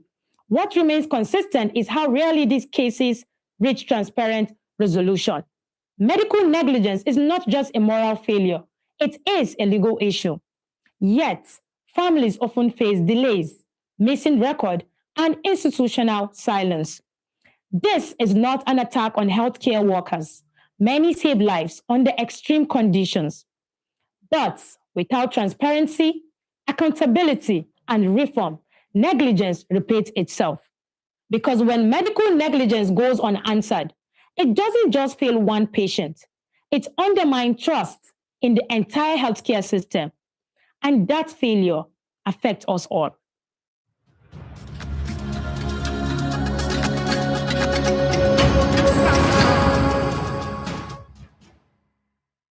Why is it that you can forget passwords or what you ate yesterday, but somehow you can still remember your first love years later? It's not just romance, it's psychology. Your first love is usually your brain's first experience of deep romantic attachments. It's filled with so many firsts. Your first butterflies, the excitement, the first heartbreak, the first time someone made you feel truly seen. Because it happens first, your brain treats it as important. Psychologists call this the primary effect, where first experiences tend to leave a lasting impression. Then there's brain chemistry. When you fall in love, your brain releases chemicals like dopamine, which create feelings of pleasure and reward, and oxytocin, often called the bonding hormone, which helps build emotional attachments. Together, they make those memories stick. If the relationship ends, the heartbreak can leave an even deeper mark. Research shows that emotional rejection activates some of the same brain regions involved in physical pain, which is why heartbreak can genuinely hurt. But here's the twist: not forgetting your first love doesn't always mean you still want them back. It might mean what you're really missing is the version of yourself you were back then, more hopeful, more curious, and experiencing love for the very first time. So, if your first love still crosses your mind once in a while, don't panic. It's not a sign that you can't move on. It's simply a reminder that your brain remembers emotionally significant moments, and first love is one of your biggest.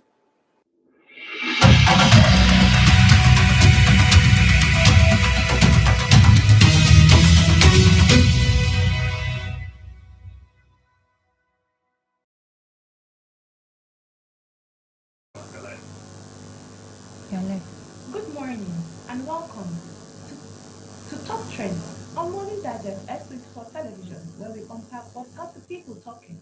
Remember, if it's not trending, it's not on Top Trends. I am your host, Mariam Hatu, and our guest for today is Kuyet Liner. Hello, please. Hi, You Miriam. look absolutely stunning Thank today. you very much. Yes, I am. Are you ready? I am. Are you ready? Yes, let's do this. Let's go over. Our first video, you've seen it. Yeah, I have. The traffic thief. Can I call him that? Well, that is what it looks like, apparently. So I think you can call him that. So what do you have to say about that? Because we've been having issues of theft all around, and having the people react this way. What do you have to say about that? Okay. First of all, he's a thief. But the treatment was quite unnecessary. He was hanging by the car and they were beating him. It is sad. Honestly, it is very unnecessary. It is crazy because so many things would have happened at that time. So many things would have happened. The car is driving and then people are holding. What if he fell down? He easily would have been run over by a car. Definitely. So where is our humanity in this thing, honestly? You easily would have called the police or call the police, honestly. He was, no, Calm down. Calm down. it was sad. Yes, it is very sad because now where's our humanity in this? He's a thief, okay, nobody's disputing the fact. But like, he's also a human being. So this is like part of jungle justice that we Yes, this is a jungle. Yes. So apart from the dancing that they do make people do now, they've evolved into holding people. It's something. The dancing is funny. The dancing is funny, but it is embarrassing, honestly, too. But this is beyond me. This is unnecessary. He is also a human being. Hanging by the car, then it is very dangerous. But then coming from the fact that he's actually trying to steal from somebody, don't you think that because I've read the comment section and people are saying that he deserves it because if you're the one that they stole from, you would not be feeling any sympathy to him. Getting your things stolen from you is painful. Let's be very honest. And in some of these cases, they hurt the people that they steal from. So, again, does he deserve it? No. He was hanging again. He was hanging by the car. He was hanging by the car. They were beating him, hitting his head. And then on one of the comments, somebody said, "Me person just blow and make it fall." And he was even talking, like he was struggling, he was talking, he was speaking, they were slapping him. Yes. And like for my own concern, I was like, okay, it's not break this guy neck, oh, because it was like the neck. Okay. So what if the person holding him left him? Again, he would have fallen off the road and something worse would have happened. It doesn't make sense. We are losing our humanity as people. He stole. Again, I'm not disputing the fact that he stole from somebody. But does he deserve that treatment? No, he doesn't. Call the police. Lock him up. Do something else. Letting him hang by the car and hitting him was very unnecessary. So what do you think should happen to someone caught stealing in traffic? Because they normally like call the right authorities. It's more of grab and run. Okay. So what do you think should happen? Now, I think this is coming from a place of trying to make an example for other people. Yeah. So rather than, there are traffic authorities now. Yeah. There are police officers that are always on traffic. There's a traffic warden. But then again, you don't expect the traffic warden to leave his job to come and help you catch thief. But you should call the proper authorities again. Okay. Call the proper authorities. Treating people like that, it's very unnecessary. Again, this is going to lead to jungle justice. We've seen cases where people are killed for mere accusations, not because they even committed the crime, for mere accusations. So call the proper authorities, honestly. And we've not seen the end of the video, because it might be a case where they're actually dragging him somewhere to take him somewhere, and they'll have him. That is also that. But with the way he was hanging on that car, it is very dangerous. He probably would die before he gets to his destination. So how can motorists protect themselves without putting their lives at risk? Because I'm the one that be like, it's my thing you're stealing, so how can I protect myself? But should I be extra You should be extra cautious. You should be extra cautious. Like Miss Gloria would say on security, she would always say, look out, we are people, everybody should be security conscious. Mm-hmm. Know your environment, always look out for your environment, generally. It's not like you can do anything per se, because you might just be holding your phone and then somebody drags it and runs away. What are you supposed to do in that situation? So just be security conscious. Whatever you do, just be security conscious. Lastly, do you think the security agencies are increasing surveillance? In what sense? Okay, let's go on a quick break. When we come back, we'll be dissecting more on this traffic theft. Stay with us.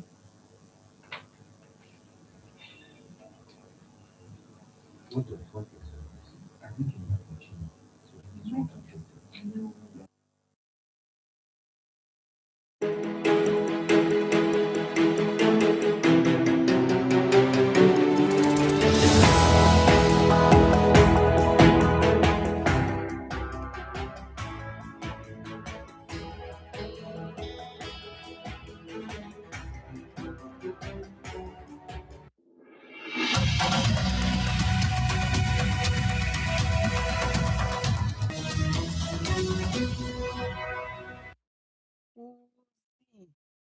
See, my sister will soon go off now, and we've not had light for almost 5 days. It's you that is complaining. Rich people like us, we have solar. When the solar is off, we buy fuel. Nigeria, my country, what kind of problem is this? And drivers are also complaining that the fuel prices keep rising and people cannot even afford to pay. You see people trekking long distances. People will afford it because they have to go to work. How do they get to work? Drivers should just increase the transportation fare. They will manage. After all, Nigerians who can adapt, suffering and smiling. And then another thing, ASU, we're about to go on strike again. Wahala for who they go government school. People are now putting their children in private school. You're still talking about government. See, Didi, you're the one that is complaining. Me, I'm thinking of making it big. You make it big, as a common and a poor person, what will I do? Leave Nigeria with this problem. You see, it's so unfortunate how Nigerians often just adapt even when the situation is extremely inconvenient. Many people prefer to adjust and survive rather than hold their leaders accountable for the country's economic hardship and poor governance. From rising fuel prices to expensive goods, bad roads, unstable electricity, and challenges in the system, citizens continue to endure and move on as if suffering has become normal. After the removal of fuel subsidy in 2023, petrol prices rose from about 185 per litre to over 1,000. Even the gas is now about 2,000 naira. These also increased transportation costs and the prices of food and basic goods. Inflation rose above 30% in 2024, making life more difficult for average Nigerians. Yet, instead of demanding better policies and accountability, many people simply adapt by finding side hustles, cutting expenses, relocating, or managing hardship daily. Nigerians are naturally resilient and hardworking, but resilience should not replace responsible leadership. Citizens deserve good infrastructure, stable economic policy, quality education, affordable living, and leaders who truly address the problems facing the country instead of leaving people to keep adapting to hardship.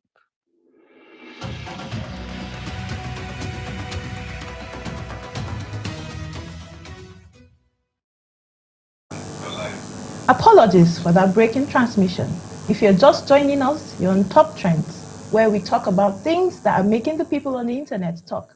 And my guest still is Kuyet Linus. Let's go dig in. Okay. So the last question I asked you, wrapping up the traffic theft, was, do you think the security authorities are actually doing what they need to do? Yeah, in what sense would that be? In the sense that I feel in every traffic stop for me, there should be a security authority there to help. I mean, I feel like there are security agencies, especially if you go to Apo. Sorry, not Apo, AYA. They are always police officers, exactly. So they are always patrolling that area. So I think that is about enough. They try their best. They do their best, honestly. If we are going to give that to them, they do their best, honestly. So now that's it. We'll be going into our next story. Okay. And I've been waiting to actually dissect this one. Okay. The overloaded bike, if that's how I should call it, where okay. Things are happening. Okay. The world is getting crazier. We can see this particular man. I don't even know how to react to this. What do you have to say? Please, let me hear from you first. First of all, I was trying to understand what was going through his mind, because if you see the way the bike is packed up, there's no place for him to sit on it. So at some point, I thought he was sitting at that back. He was sitting on the iron, literally. How did his hand reach to hold the? There's also his hand, and then his legs could not even get to the brakes on the bike, and then it was just moving this big distance. How was that? It's so funny because how do people think? Because it's something he could actually do in a 2-take or 3-take, but he's wanting just to do it once, probably to rush up time and everything. Not necessarily. If probably he would have arranged that thing at the back of the bike, where he's able to reach, his hands are not as spread out as it was in the video. That would have been like a better solution. So but he packed the drinks up and where he sits. Yes. He can't see his now. This is going to bring about like traffic problems. Okay. Because you can't see where you are driving to. He could barely see over. Okay. Look side, he could barely see by the side of the bike. So how was that supposed to work? Do you think the Federal Road Safety should actually be stopping people doing that? Absolutely. Okay. Absolutely. These are the things that cause traffic accidents. Yes. You are not even thinking about, okay, fine. Not everybody think about other road users. But what about yourself? Do you understand? Yes. What about yourself in this situation? Yes. Why are you putting yourself and other people? Because if something happens to him on that bike, it is not just going to affect him. Yes. Other people on the road are going to be affected by these things. And we've seen terrible accidents like terrible accidents on the road. It just falls back to what was he thinking? What was the person really thinking? And you easily would have done better. Yes. You would have arranged again. He would have easily arranged those drinks at the back of the bike. He sits in front where he can see. and where his hands are able to reach the head of the bike and the brakes. So in a situation where there's an accident in such case, who is to blame? Is it the rider, the passenger, or the regulatory bodies that are supposed to regulate these things? Again, we cannot always blame regulatory bodies. Okay. They can only do their best. They don't follow us everywhere. We are humans. We are grown individuals. That is why you can't get a driver's license. You are 18 and above. If they are giving you a driver's license, it's because they know that you have the brain cells for it. You are able to know right from wrong. Do you understand? If they are giving you a driver's license because they know, okay, yes, this person has been certified. They know their left from their right. Yes. They expect that you are supposed to respect the road and other road users. Most people are saying there should be a bike license because most people driving just bike. Anybody, yes. Yes, I've seen yes. like as little as 10-year-old boy driving a bike and they are over speeding. They don't even really care about anything. This can easily cause accidents. It does. Again, you would have to respect the road and respect road users, because if you don't respect yourself, you cannot respect other people. That is my view on that. So not just bike overloading. We've seen situations where cars are being overloaded. Do you think there should be like a penalty, a strict penalty for people that do overload? I think there is. I'm not sure. All right, then. But I think there are laws against that. They are not working, are they? Again, like I said, the security officials can only do their best. Yes. And they are doing work. Good, honestly. They are doing good, honestly. Again, if you go to AYA, there are security operatives there. Yes. They stop cars. Yes. This road safety commissions. Yes. When we go back home, they stop cars that are big trucks, overloaded trucks on the road. Okay. I think there's a law for time where these cars are supposed to move. Okay. Do you understand? So that it curbs the cost of accidents on the highway. Yes. So there are comment sections, because I always talk about the comment section. That's where that is where the gist is. And I agree. People are saying that it is because of the economic pressure that passengers are being reckless. Because for me, because you feel that, okay, because fuel is expensive. If I'm to like do this delivery in 2 to 3 days, it will take my time. Why not? Let's just do it at once. Okay. We cannot always blame economic situation for Nigeria for every misbehavior. Please speak. We cannot always say the country is bad. Yes. Sorry, the economic situation of the country is bad. Everybody is facing it. You cannot let that be the center of all of the problems you are going through. That cannot be the reason why you are disrespecting, you are faulting traffic laws. Yes. Because economic situation is bad. It cannot be the reason. Okay, fine. That is your reason for faulting traffic. So what if there's an accident? You still have to pay for hospital bills. You still have to go to the hospital and pay doctors. Do you understand? I love this discussion. So you are carrying, you are faulting and then letting another problem. You are bringing other problems to the situation. It doesn't make sense. We know the right thing to do. We should do the right thing at all times. Thank you very much. You're welcome. You're hot. Because these are the little things that add up to the big things. Yes. So let's quickly go into our third story video, the wedding disaster, if you might ask me. Okay. What do you have to say first? I'd love to hear what you have to say, because I have a lot to say too. What do you have to say about this? The wedding disaster. I think the question that was on it is, if it was your sister, would you let that happen?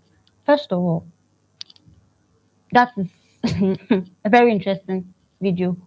I will just walk up to her and take her back home. There's no two ways about it. This is something you are doing to your supposed life partner forever in the eyes of your guests. What are you going to do in private then? And with the way she was so quiet, I think it is more of shock. Strange process. Because this is supposed to be your wedding day, and then you flip the cake in presence of your guests. It is embarrassing. It is disrespectful. It is very rude. You don't treat people like that at all. Regardless of how upset you are in a situation, why can't you just walk away? Again, points to note, their wedding day. Yes, take deep breaths. It happens. It's crazy in the sense that, okay, we've seen men that have anger issues. Okay. And we've seen some do go for therapy too, because to like if we are speaking of therapy, I don't think in Africa a lot of people believe in therapy, especially men. So I don't think people believe in therapy. And then there's this imagination or this mentality that a man is supposed to be a hard rock. You have to be hard as rock. You're not supposed to break. But then having you overreact, and we've seen a lot of videos like this come up on the internet. Yes. Where during your wedding day, a wife just do something so minimal, and then you've packed up and you're angry. I don't know if you've heard this saying of if you see signs and you don't move, you see wonder. Because you saw the signs. I don't think people just wake up one day and then they're aggressive for no reason. Definitely. I think there have always been signs. Yes. Maybe mannerisms, attitude, the way they respond to situations, the way they handle conflict, and all of these things. So this is like a build-up of so many things happening all at once. And then you are seeing this. I think as women, we try to make excuses because love. Walai, the signs are always there. You are seeing that this person is a red banner, a red carpet, but you are here and I can change him. You see those women that I can change him. Why? Why? Who gave you who said that was your job? Who said that was your job to change people? Honestly, most women, I've seen videos, I can change him, and the next day you have a red swollen eye. We've seen it. Even recently on Top Trends, you have a red swollen eye and you're trying to explain it. Again, and then you keep making excuses for these behaviors. So when is the person supposed to know that yes, they are supposed to change? Violence against anybody is a crime. Don't beat people, don't hit people, men or women. Don't use your hands, don't use your fists. You're not an animal. Behave like a human being. You're a proper human being. Behave like a human being. At least, even if you have to get angry on your wedding day for crying out loud, please swallow it. No, tell the way he flings the cake. Don't swallow it. Don't get. See, okay, this it probably again. I don't know their situation, so it might probably be from so many things that were going on all at once. But there's something called emotional intelligence. There's something called anger management. This is a public space. This is your wedding day. You don't treat your partner like that at all. Definitely. And so nothing excuses it, honestly. Yes. That was an overreaction to whatever he was overreacting to. It does not warrant it at all. So comment section girlies. Let's go. Please. People are saying, I beg, this is AI. And I think a lot of the comments keep saying it's AI generated video. And so what do you have to say about that? We've seen so many AI videos. It does not also mean that this doesn't happen in real life. Yes. So I hope to God that it is AI generated video, because I can't imagine something like this happening to me on my wedding day. It is upsetting. Just watching the video was very upsetting. You don't do that to people, let alone your life partner. You people just said yes in church or wherever it is they had their wedding. It's a reception, so it's after the wedding. So you just said yes, you just said I do. Your family, your friends, your colleagues, your guests, everybody's here to celebrate you. And then this is your outburst in public. It doesn't make any sense whatsoever. So I have a question for you. Sure. So when a wedding goes viral for wrong reasons, because this is it, where should we draw the line between entertainment and respecting the people involved? Okay, there's this saying that everything you bring on social media is fair game. So you don't necessarily share.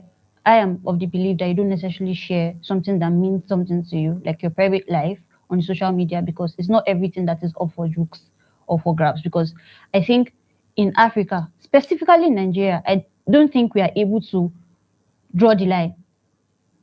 Because as long as it is out there, you would see on the comment section that somebody is saying, as long as it is out there, it is fair game for everybody to have an opinion. Yes. Because the moment you post that, you have given the right to everybody to have an opinion.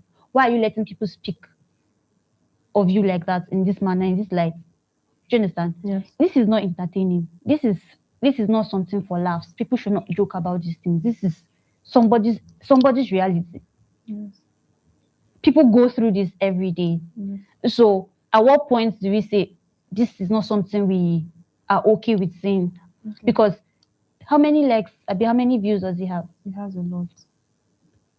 And then it's becoming, habit has become clickbait because everybody wants to get paid on X. So everything becomes fair games, people's private lives, people's private conversations, everything is just out there. And then you are making jokes and you're laughing. At what point do you understand? It's stressful. How much responsibility should event organizers take when things go wrong at a wedding? Because obviously. Okay. I don't think anybody saw that coming. I don't think so. We can't blame the event organizers for somebody else's outburst. Again, we are grown adult individuals. We should be able to tell right or wrong. So I don't think anybody should be blamed for anybody's bad behaviors at all. Everybody should learn to take responsibilities for their actions. If you mess up, you did this, own up to it. So if you were the bride, I'm going to say it can never be me, but I'm learning to not be say personally. No, I don't ifs like that. I don't ifs like that. No. Okay. If you happen to be the bridesmaid. Yeah. So nobody should do that to my friends either. What will you do? I have been addressed as crazy a few times. So you say I have anger issues. I don't have anger issues, but I don't see people upsetting. I'll be hurting people I care about and then just let it go. The moment you start, everything's fair game to me now. Because you started it. I would never start problems with anybody, but if you start it, I have the goodwill to, service to humanity type shit. All right, Kuyet. I love the way that we're getting into this, but we'll take another quick break. And when we come back, we'll go straight right into our next two stories. Stay with us.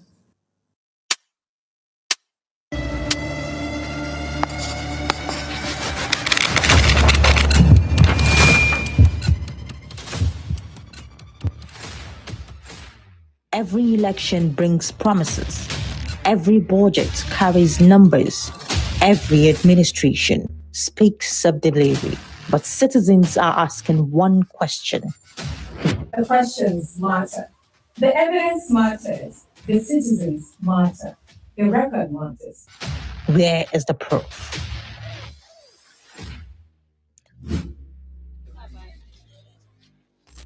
It's leadership.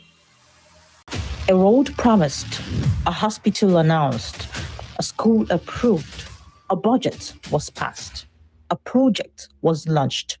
What changed? When people ask you, you should be able to provide facts. Who benefited? What was delivered? What remains undone? Orderliness. S24 television presents Governor's Role, not politics for noise.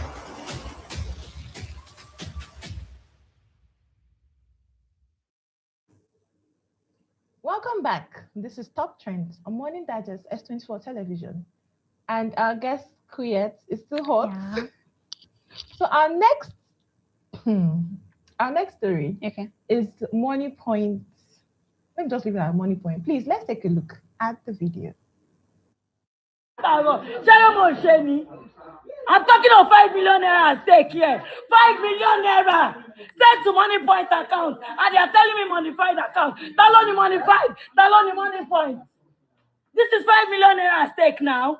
And they want me to move to come on, sorry me. Let me know the necessary thing. Let me go there. Let me go to their office. If you cannot help me, let me go to their office. And they want me to be zombie. And then buy me all around. Then buy me be ball. As out now. They want the Money Point. They want the Money Point. Welcome. What do you have to say? Why are you laughing? This one is not funny at this point. This one is not funny. My hard-earned money. Oh, please. Surely went to the bank to shout though.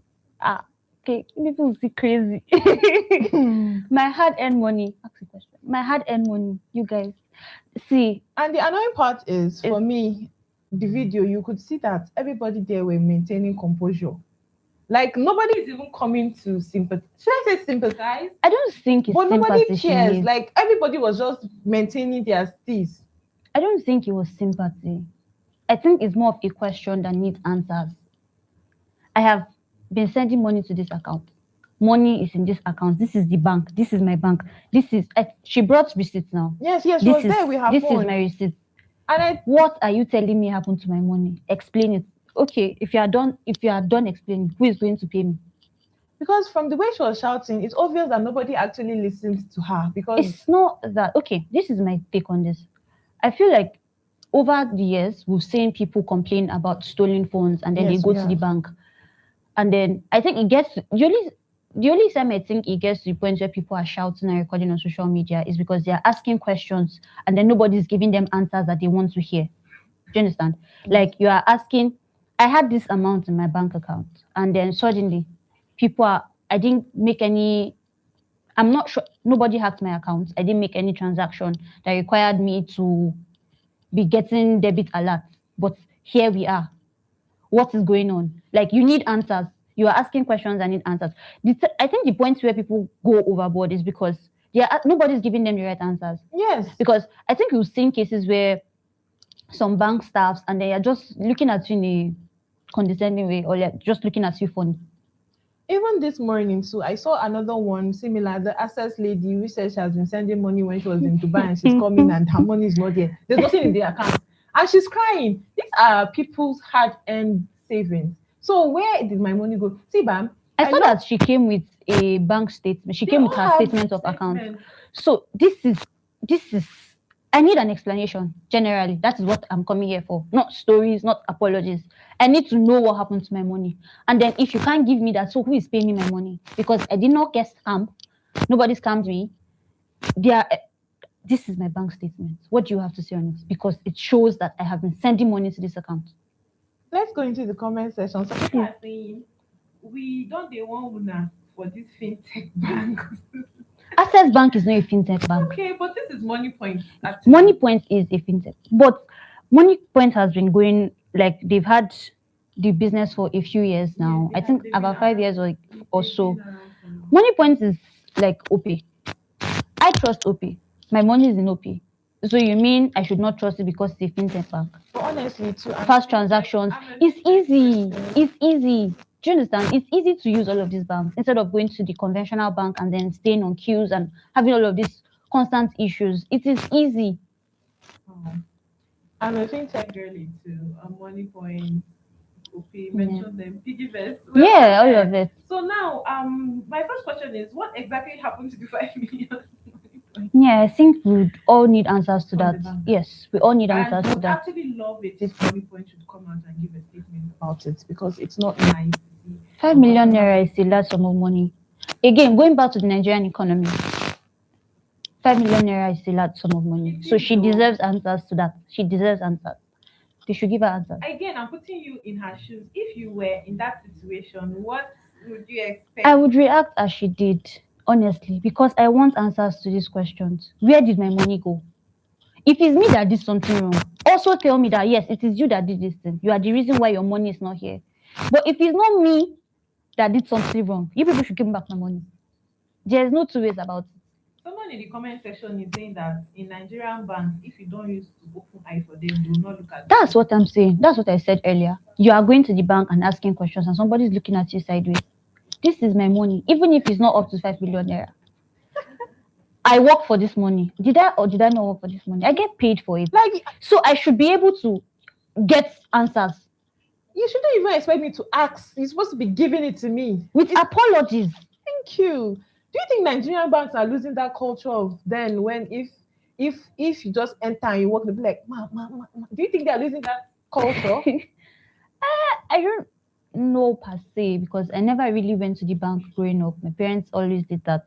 So, but I think yes, to an extent, because I've seen videos also online. I think I went to the bank one time with a colleague of mine. We were going to get something.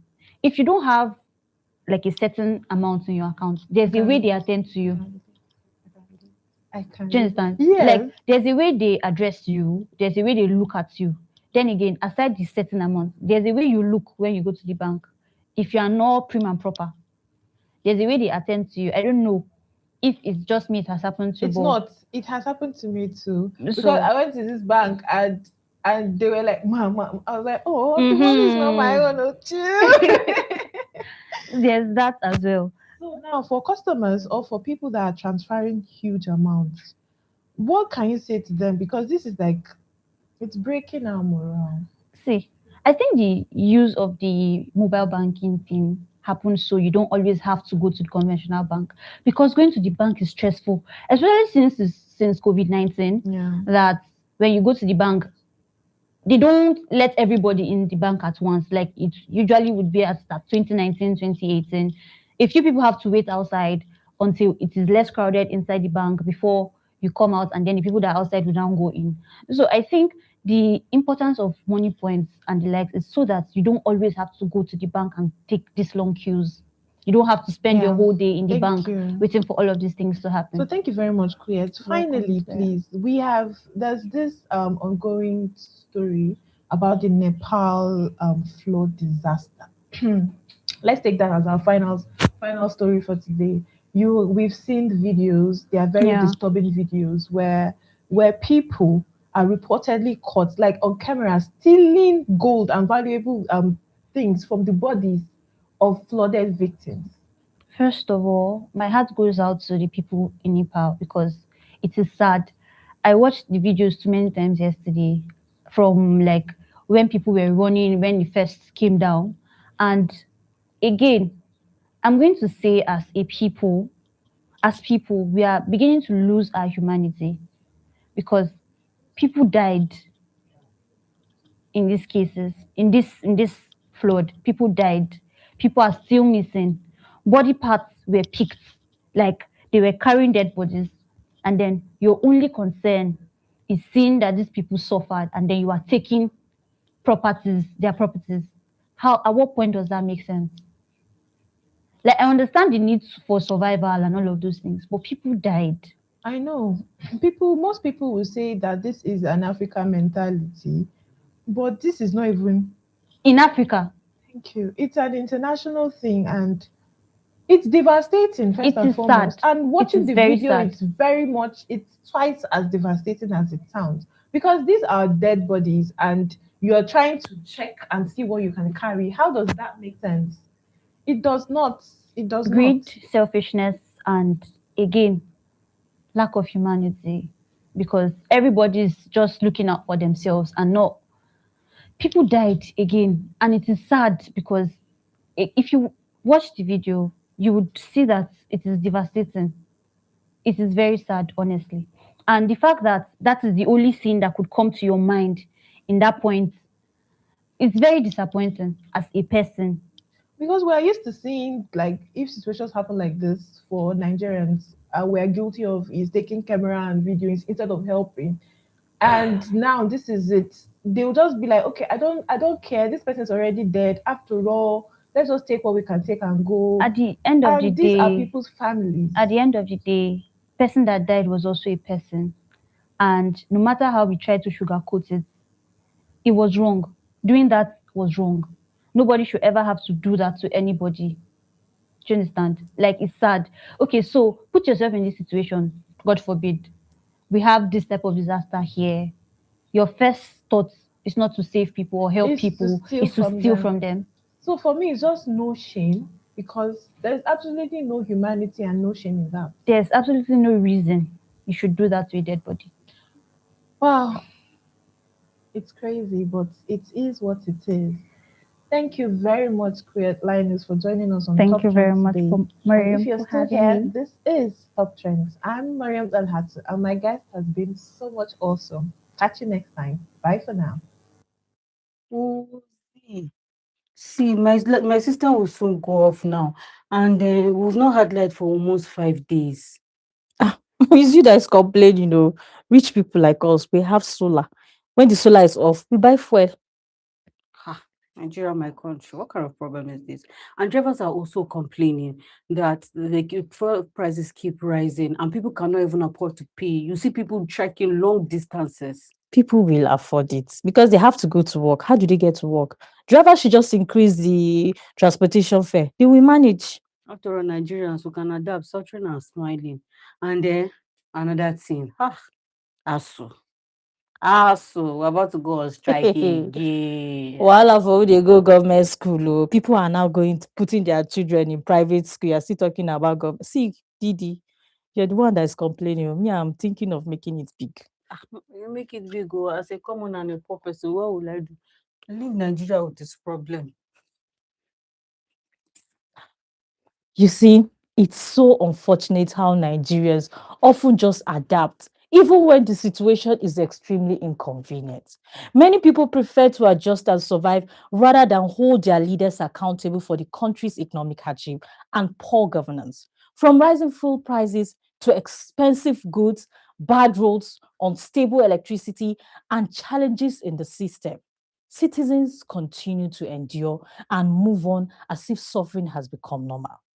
After the removal of fuel subsidy in 2023, petrol prices rose from about 185 per litre to over 1,000. Even the gas is now about 2,000 naira. These also increased transportation costs and the prices of food and basic goods. Inflation rose above 30% in 2024, making life more difficult for average Nigerians. Yet, instead of demanding better policies and accountability, many people simply adapt by finding side hustles, cutting expenses, relocating, or managing hardship daily. Nigerians are naturally resilient and hardworking, but resilience should not replace responsible leadership. Citizens deserve good infrastructure, stable economic policy, quality education, affordable living, and leaders who truly address the problems facing the country instead of leaving people to keep adapting to hardship.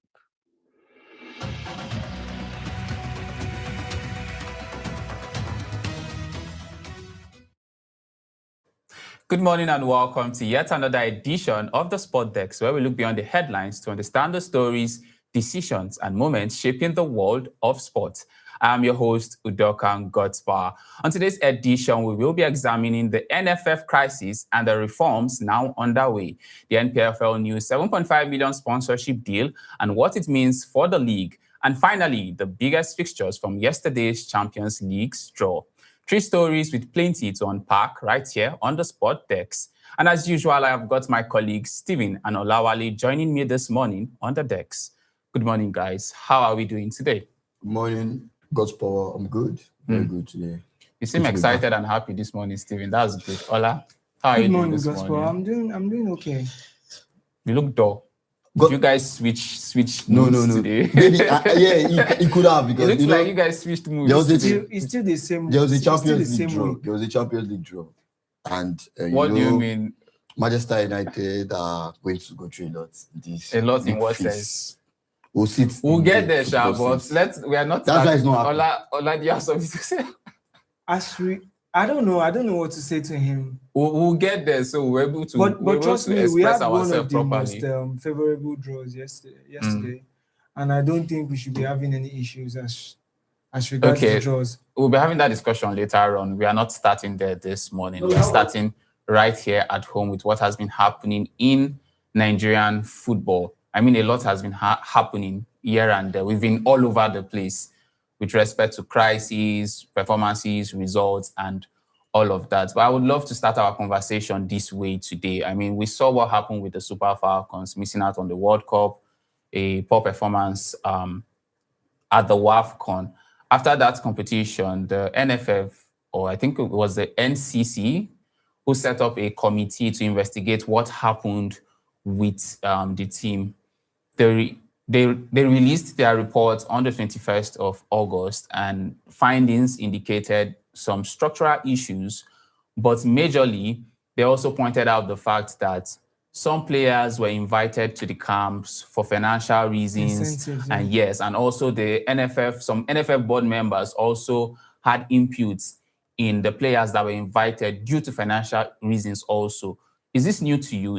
Are you surprised by this development, or is something that's always been happening in Nigerian football? We've always had allegations similar to this since a long time ago. Let me put it that way, and I feel like we should be past that right now, because when you see how other football associations are progressing, I think due process is one of the things that they hold in high regard. And it appears that if every other association are progressing, we tend to be heading towards the opposite direction. Yeah. Now, it is a good thing that the committee has been able to review all of these things. But the major underlying issue is if we are going to actually progress from this particular issue that we have, or we will still go back to appointing some other person who does not have clue about how to we run haven't even mentioned their the fact that the NFF president has resigned. We'll get to that. But Stephen, you said something about the NF. We all wanted him to resign. Even when we had the conversations in one of our episodes, we all said that he has to resign. So for the committee to be set up to investigate, you know, if you're investigating a problem, doesn't mean you have to also find solutions to the problem. If you investigate the problem and say, okay, this committee has already, okay, the new executive committees they have all resigned. The new committee that is coming in now, are they going to continue from where these previous committees stop from? They are not tackling the issue. They're just trying to restructure the committee. I mean, the reason why that committee was set up was to find out the issues so that the board can now provide solutions or find a way to fix these issues. So it's not their job to provide solutions to the issue. It was their job to investigate and find out the issues, the problems we have. Let me add something. The revelation of the committee did not surprise anybody. Okay. So that is one thing I want. It was expected for you, Stephen. Yes. Okay. We knew. It was just the formal process of going through the investigation and then giving us findings. But these things have been attached with the history of the NFF for a very long time. So that is why when we are talking about it now, we are not actually moved because we know these things or we've perceived it. But the underlying issue is moving forward because we've always, Amaju Pinnick, the former NFF president, had the same allegations before we went ahead with another person who did the same thing. So that's why we're raising the issue of transition. Are we going to be transitioning into someone who is capable, who is accountable and reliable? That is the most important you just thing. made mention of fixing things. With Amaju Pinnick, he completed his tenure. We didn't see him resign. But for Alhaji Ibrahim Gausa, yesterday, there were rumors that he had resigned, but yesterday he officially came out to announce himself that he has resigned from his position as the NFF president. Do you see this as a welcome development for Nigerian football? You know, like I said, he has like 34 days to actually finish his tenure. Yes. So him resigning now and let's just say approximately 1 month, there's no difference. Okay. So him resigning now doesn't show that the problem has gone or it has been eradicated or just the problem is still be there. So what you're trying to say now is that he wasn't necessarily the problem. The problem is there, not him being the problem. He just came and adjusted to the problem. No, because you are saying if he has resigned already, you are saying that him resigning doesn't solve the problem or doesn't fix the problem in any way. Even him resigning is a bold step. I'm not going to lie. It's a very bold and good step. And it is better for him to resign than us hearing that he was sacked. So the whole pressure amounted to him resigning. That's better. But now we're going to talk about. I think he should be prosecuted. Yes. Before this whole resigning thing, they already had an investigation going on, yes, ongoing with the EFCC and the ICPC. That this means that this him resigning is another means to avoid the ongoing investigation because after all, now that he has resigned now, he's no longer responsible for the NFF. So I think regardless of this, it should still be questioned because money were released. In fact, we're even lucky to have an administration that gave them an intervention fund for in billions. Yes, in billions. This present administration provided intervention funds. Those funds were meant to pay these athletes, to pay these players, and sort out whatever logistic expenses. And the report from the committee are saying that that was not done. That was not done. So where were these monies? Where did they spend it? To whose accounts? They should trace it. And I think proper accountability should be fully expressed for everyone that is interested. Me now, I'm very, very interested in this case. I think him resigning is not enough, and we should actually get to the bottom of this matter.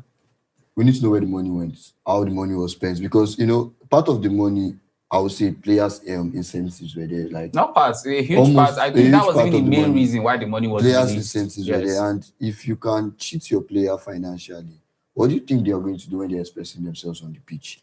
So, like you said, now that he has resigned, now he needs to face he needs to go to court.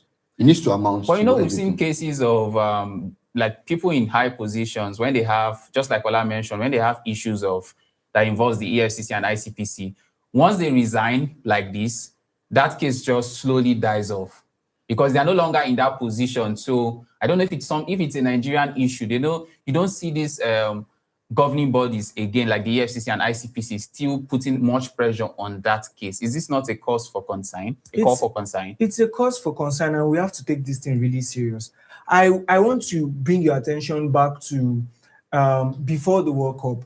We had a playoff game to be played with Democratic Republic of Congo, and the Super Eagles, in conjunction with the captain, they staged a strike because they were owed wages and allowances from previous competitions. This was 2 years after the presidential intervention fund. So that means that the monies were not even released in the first place. And we saw something similar with the Super Falcons too at the WAFCON. Something similar. The chairman of Nigerian Sports Commission had to intervene. Yes. In the primary duty of the NFF. That's gross indiscipline. These people do not actually know what they are doing. I think they are actually interested in filling up this position because of the benefits. Stephen is actually sad about the whole situation. He doesn't even know what he wants to say. He's just shaking his head. I don't know. Why will you just cheat players? I think it's just part of the DNA. No, I feel like it's a full-time corruption for me. This is corruption on our football. And it's going to affect the way we are going. If we start recruiting for more players and we have this kind of problem, what's our assurance that this problem will not continue? Because now they will need more players. They were going to have to start recruiting for new players. And the NFF now have failed in general. Both because they did not, apart from the fact they were not able to protect our players. Yes, now the welfareism is always bad. We've seen situations whereby these are top players because we are very lucky and this is just we talking about welfare. Yes. We've not even come down to facilities. Yes, and we all are very of that. lucky to have top players. You see the likes of Osimhen, Iwobi coming up to their social media and they're sharing snaps, sharing rooms. Imagine the likes of Iwobi and I know as roommates in the camp. They've just been managing resources instead of using the money for what it was actually meant for. So I think this NFF chairman resigning is good, but then we have to transition into proper leadership to see changes. We'll get back to this discussion after this break. We'll wrap things up, but let's just quickly go for a break and we'll be back. The conversation continues right after this break.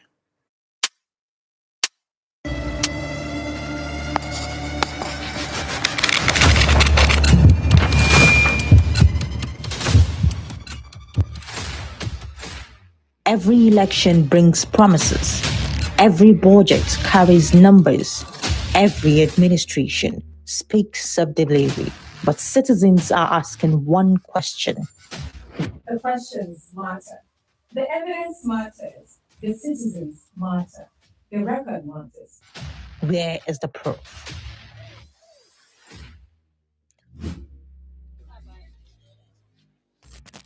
Leadership. A road promised, a hospital announced, a school approved, a budget was passed, a project was launched. What changed? When people ask you, you should be able to provide facts. Who benefited? What was delivered? What remains undone? Orderliness. S24 Television presents Governance Role, Not Politics for Noise.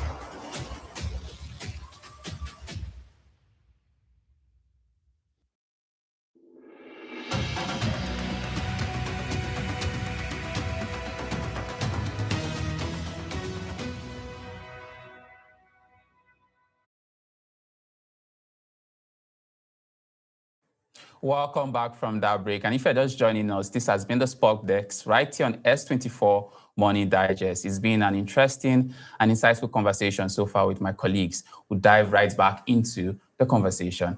Stephen and Ola, we are back. Let's just dive right back into our conversation once again. But this time around, I want us to focus on a different aspect of the story. We saw our president come out yesterday on his X handle to say he has ordered a complete reform for the Nigerian Football Federation. And I think sometime in the past, we saw where the federal government intervened in the NFF's matters, and Nigeria got suspended by FIFA for that, yes, because the FIFA law says that the governments are not allowed to have a direct interference with the footballing federation. Do you think we are heading towards something like that in this situation? Because it looks like the federal governments are interfering. They are only allowed to fund the federation, come up with sporting policies, but they are not allowed to interfere directly with electoral processes and the day-to-day runnings of the federation. But it looks like we are seeing something like that. Would you agree with that? Or in a way. And why I'm saying that is because even the FIFA has their own issues. Own issue going on at the moment. Yes, they have their own issues. So that may be a saving grace for us. Okay. But ideally, the government should not have any kind of interference with. Yes, because the NFF is supposed to run independently. Yes, but we cannot still conclude just because the FIFA has issues to address, they may still sanction the NFF. But the president's statement does not, the post he made doesn't make it look as though they are interfering. He is still saying he has ordered the reform through the National Sports Commission. Yes. Yes. So, if the president is addressing the issue, that means the presidency is involved. Okay. Yeah. So that means the government in general is already involved. So Stephen, you agreed that the government is actually involved also. They are involved, but he said something that is very right. They are not supposed to be involved. The NFF is supposed to stand as a federation. They're not supposed to be involved completely. No, they can't be in this aspect. In this aspect, because seats.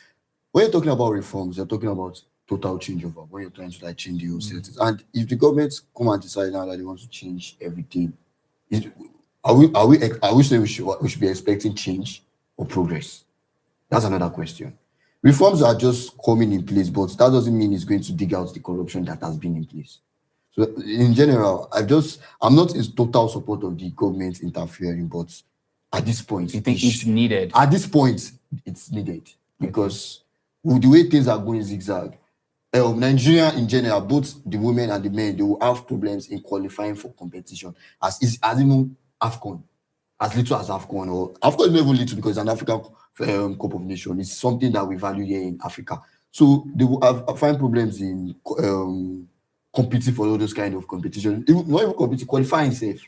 So that is something that they really need to look at. But let's not put it as though the federal government is directly influencing decisions because there is no evidence of that. Let's now quickly move on to our next conversation, which is still intertwined with what we've been discussing so far. But I would love for us to start with the good aspect of the story. The Nigerian Professional Football League. I mean, it's a league that has been, I would say, improving in the past 2-3 years. I could still remember back in the days when I used to watch the NPFL. You just go in knowing that it's either the home team wins or it's a draw. Yes. You can't go away and win a game. But last season, I saw a lot of changes. Yes, away game winnings. The league has been improving. And 2 days ago, they signed under the leadership of former leadership, because we'll get to that later on, of Benga Elebelaye, the chairman. They signed a deal with Euro Match, a title sponsorship deal, one that we have not seen since 2016. That deal is to bring in $7.5 million in 3 years to the league. Are you excited about that development for the NPFL? I am very, very, very excited. The last time we had anything similar to this was in 2016, yes, when Mike Adenuga's Globalcom was actually sponsoring the league. And it really helps every party involved.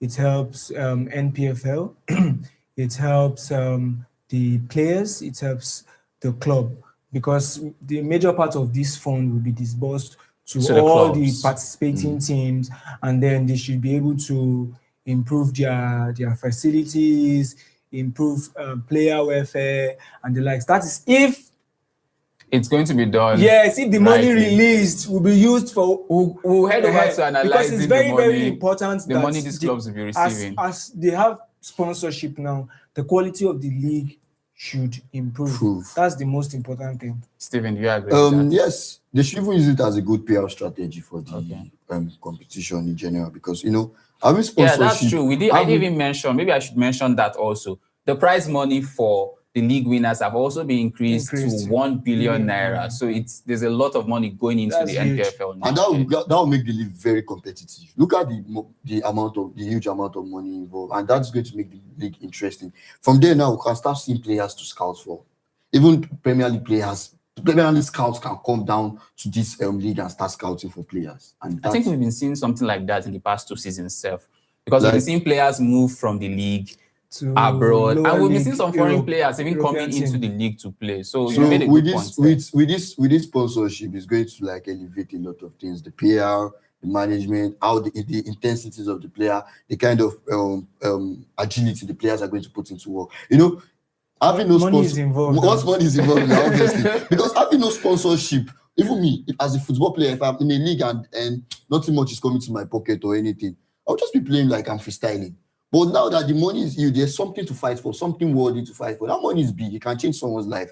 So I would compete for it, no matter. Okay, so let's talk about the money: $2.5 million every season, and NPFL boards are saying that 60% of that money would go to the 20 clubs that will be participating every season, which I think Ola did the calculation and it was $75,000 which for is about each team. And if we convert it to each convert team, it to naira, it's that's over 100 million naira for each team. Yes. With these funds, let's assume that this money is actually disbursed properly to these teams. What would you like to see to now say that yes, we've seen an improvement based off this deal? What would you like to see from these teams? The first thing I think should be prioritized is player welfare. Okay. The league is about the players. They are the one that is bringing the fun. The whole entertainment idea is being done by these players. Yes, and then for every of these league players, they have their eyes in Europe. You understand? So most of them do not like how they are being treated. In fact, sometimes they are being owed salary. I mean, if you remember, Brown, he came back to the NPFL and he was dragging club executives for wages being owed and bonuses like that. So hopefully with this money coming in, we shouldn't be seeing situations like that. We should be seeing improved welfare where some of these players will be getting benefits that will even motivate them to even put in their best. It's right. Apart from players' welfare, training facilities, they need to like improve the training facilities. Yeah, that was the point I thought Ola would mention. No, it's good Steven is bringing it up. Yes, let's go, Steven. It's still part of it. Then training facilities also is very, very important. You know, to have a very good player, you have to give him the kind of system that he's going to enjoy, adapt to. If they you're even talking about training facilities. Some of these clubs don't even have good pitches where they play the games themselves. Exactly. That's another. So that's another. We still have a long way to go in terms of the adequate infrastructure. But the progress is good. Yes, but we have to start from where we are And this sponsorship deal is the stepping stone. And hopefully, if everything works out well, maybe we can even start having multiple sponsorships and all of that. Okay, so moving on to a not so good story. The chairman, it's a not so good story now. Benga Elegbelaye, yes, who has been in charge of the NPFL for some years and have seen through this improvement in the league. In fact, he was right there when they were signing the deal 2 days ago, the new title sponsorship deal. This morning, he got relieved of his duty by the interim NFF board, all in the name of the reform that is going on. No, okay. The question is, why is the interim NFF leadership taking such huge decisions very quickly? Especially when money is involved. Yes, this person had just secured the biggest sponsorship deal in the history of NPFL. Of the NPFL. And now it's been... And for the past 2 years, we've seen this is one of the things that we're talking about. Interference, politics in our football governing body, which to me does not even make sense at all. I'm quite sure that his leadership would have underlined plans to be executed this new season that starts this evening. So now it's just like it's just like you're bringing in a new leadership which definitely will be coming up with different sets of ideas entirely. So now, how well will they be able to implement those ideas when most of these new members that will be coming in are just new to the system? This is somebody that has been in the let me put it in a layman text for you. What they're just trying to do is they're trying to bring in their own person that is going to come and take that's the interference, and that is bad. Someone brought you a deal, and then the next stage, someone that even if you didn't bring it in total, but during his regime, a sponsorship was happened. You're supposed to allow the person oversee through the sponsorship, not just throw him off like that. And that shows that in the whole context of football federation, anything can happen. So that means no position is secured, and which is wrong. Now let us see where the money will go. Let us see how they will handle it. All the best. So for both of you, you are not really in support of what has happened. Yeah, I'm not in support. He's not the only one being sacked. I think the chairman of the NNL, the Nigerian Women's League, and also the national, the lower league after the NNL also has been sacked. All of this now is not affecting the National Sports Commission chairman, Alhaji Shehu Diko. He's still the only one safe. That is because the office is directly under the presidency. Let's not talk about the politics aspect of this. But just like I said, there's definitely interference from the presidency. And it is most likely that these people will bring their own person. And it is not in the best interest of this institution. The NPFL needs competent hands. We have somebody like Mike Emenalo, who was the football director for Chelsea. He's had a stint in Monaco, and he just left his position at the Saudi Arabian League as their football director. We can bring in somebody like that to be one of the candidates. This is someone with enormous experience that can change the trajectory for us if we are going to be willing to open ourselves up and bring in the right person, people that are actually football executives, that have the degrees and certification and experience to do these things. Not people who have attached themselves with certain politicians and they lobby for these jobs just because of the benefit that they want to enjoy from it. All right, Steve, let's get your final thoughts before we move on to our next conversation. It's right, man, because politics is involved. It's clear now. We can't even turn a blind eye to it. Politics is involved. But whatever they're going to do, they should also think about the players, even the league in general. If they really want the league to progress or to get to the point of where they want it to reach, they really need to do something about it. They really need to bring in hands, not somebody that will just tell them this is where the money. They should just, okay, there's money involved now, but they should set that aside and focus on how the league will go further. Our giant of Africa now is no longer giant. No, we are becoming, I don't even know what we call ourselves again. We are no longer gianting. Yeah, so it's a wake-up call for us to get things right. So majority of successful teams globally, it's not just about what happens in the field. There are a lot of planning, that is associated with the success on the pitch, and this is where we are getting it wrong. And if we do not transition properly into the sort of leadership that can uplift our game, we are still going to be making the same mistakes and getting the same results. Well, in life, there are a lot of ups and downs. This is currently our down moment in Nigerian football. Let's hope that this new reform or the new leadership coming in can turn things around and take us back to that high moments where we can proudly come out and call ourselves the giants of Africa once again. Let's now quickly move on to our final conversation for the day, one that excites Stephen because it's about the Champions League draw that was made yesterday. Let's start with the English teams. Let's just go right into it, starting with the English teams. We have Manchester United, Man City, Liverpool, Aston Villa, and Arsenal representing the EPL teams in that competition. Stephen would like us to start with Manchester United, so let's start with Manchester United. Feel free.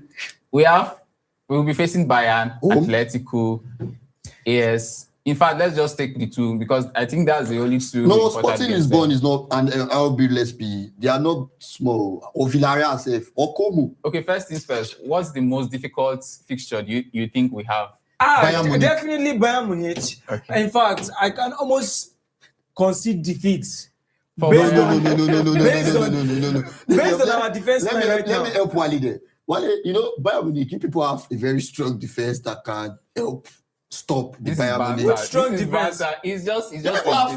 Look, Shaw is better. I'm really going to be very honest with you. About 3 seasons ago, we had a similar encounter with them. I think that was when we saw this horrendous performance from Andre Onana. But thank God we don't have Andre Onana because Manchester United actually put in a good show, but we lost that match because of consistent goalkeeping errors. But this time around, we have a better goalkeeper in Lament.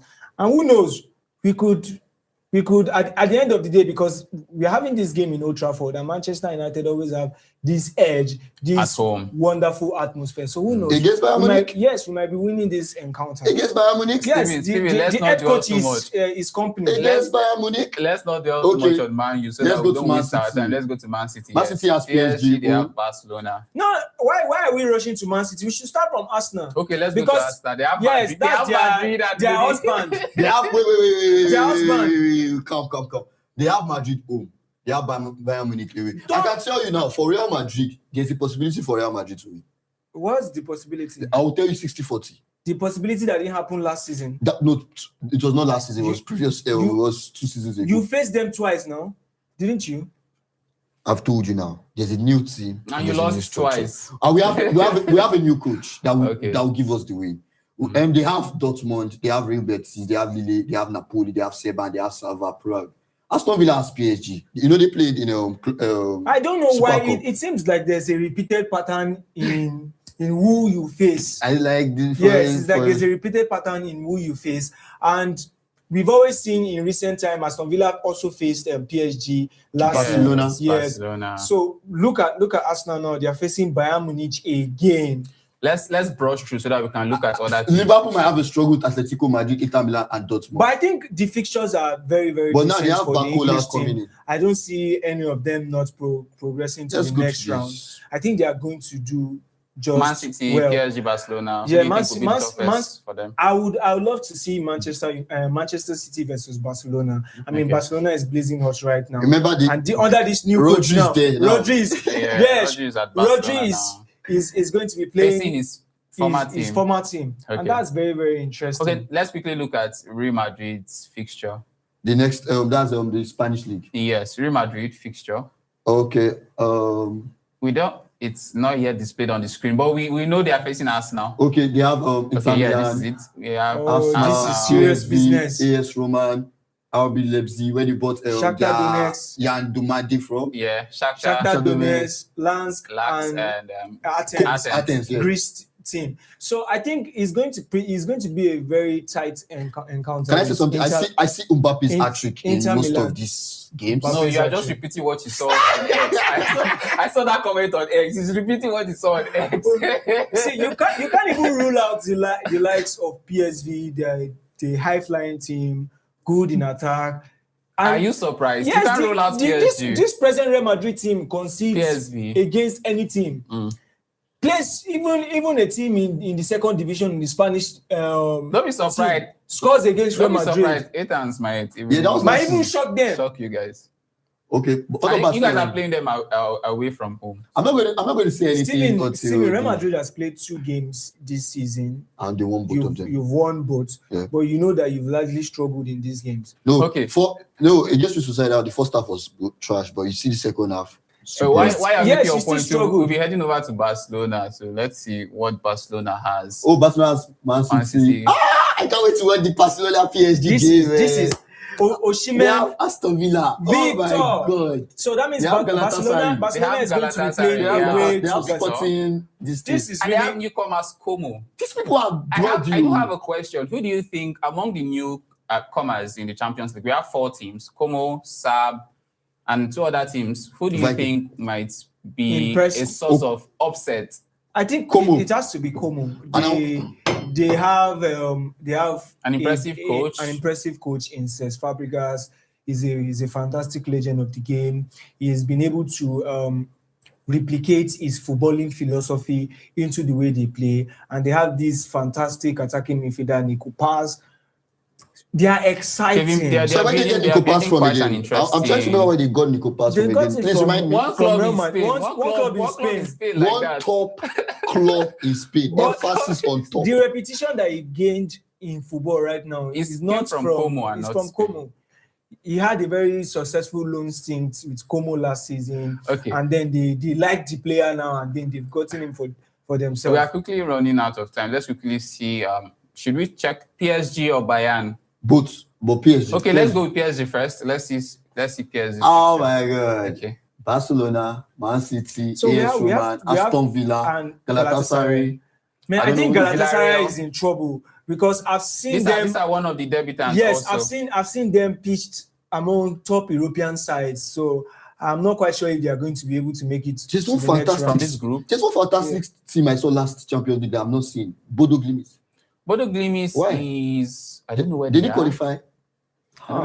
Yes, they had a very interesting outing last season. Champions League. I'm surprised I didn't see defeating the likes of because Manchester City. I wanted them to face Man U. I don't think we don't really have the time to look at Bayern Munich's fixture anymore. But I mean, it's been an interesting conversation so far. We'll watch the Champions League this season, and hopefully we get to see what the Champions League always provides us as football. Manchester United are winning. Let me tell you all the truth, please. You all should look out for this Champions League. No, we are winning the Champions League. Guys, you just said we don't have any more time. Thank you for coming.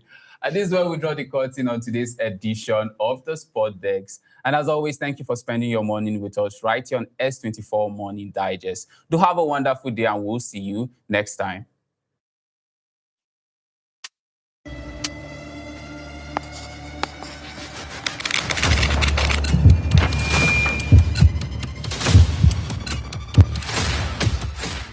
Every election brings promises. Every budget carries numbers. Every administration speaks of delivery. But citizens are asking one question. The questions matter. The evidence matters. The citizens matter.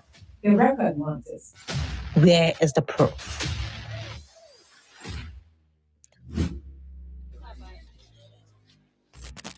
Leadership.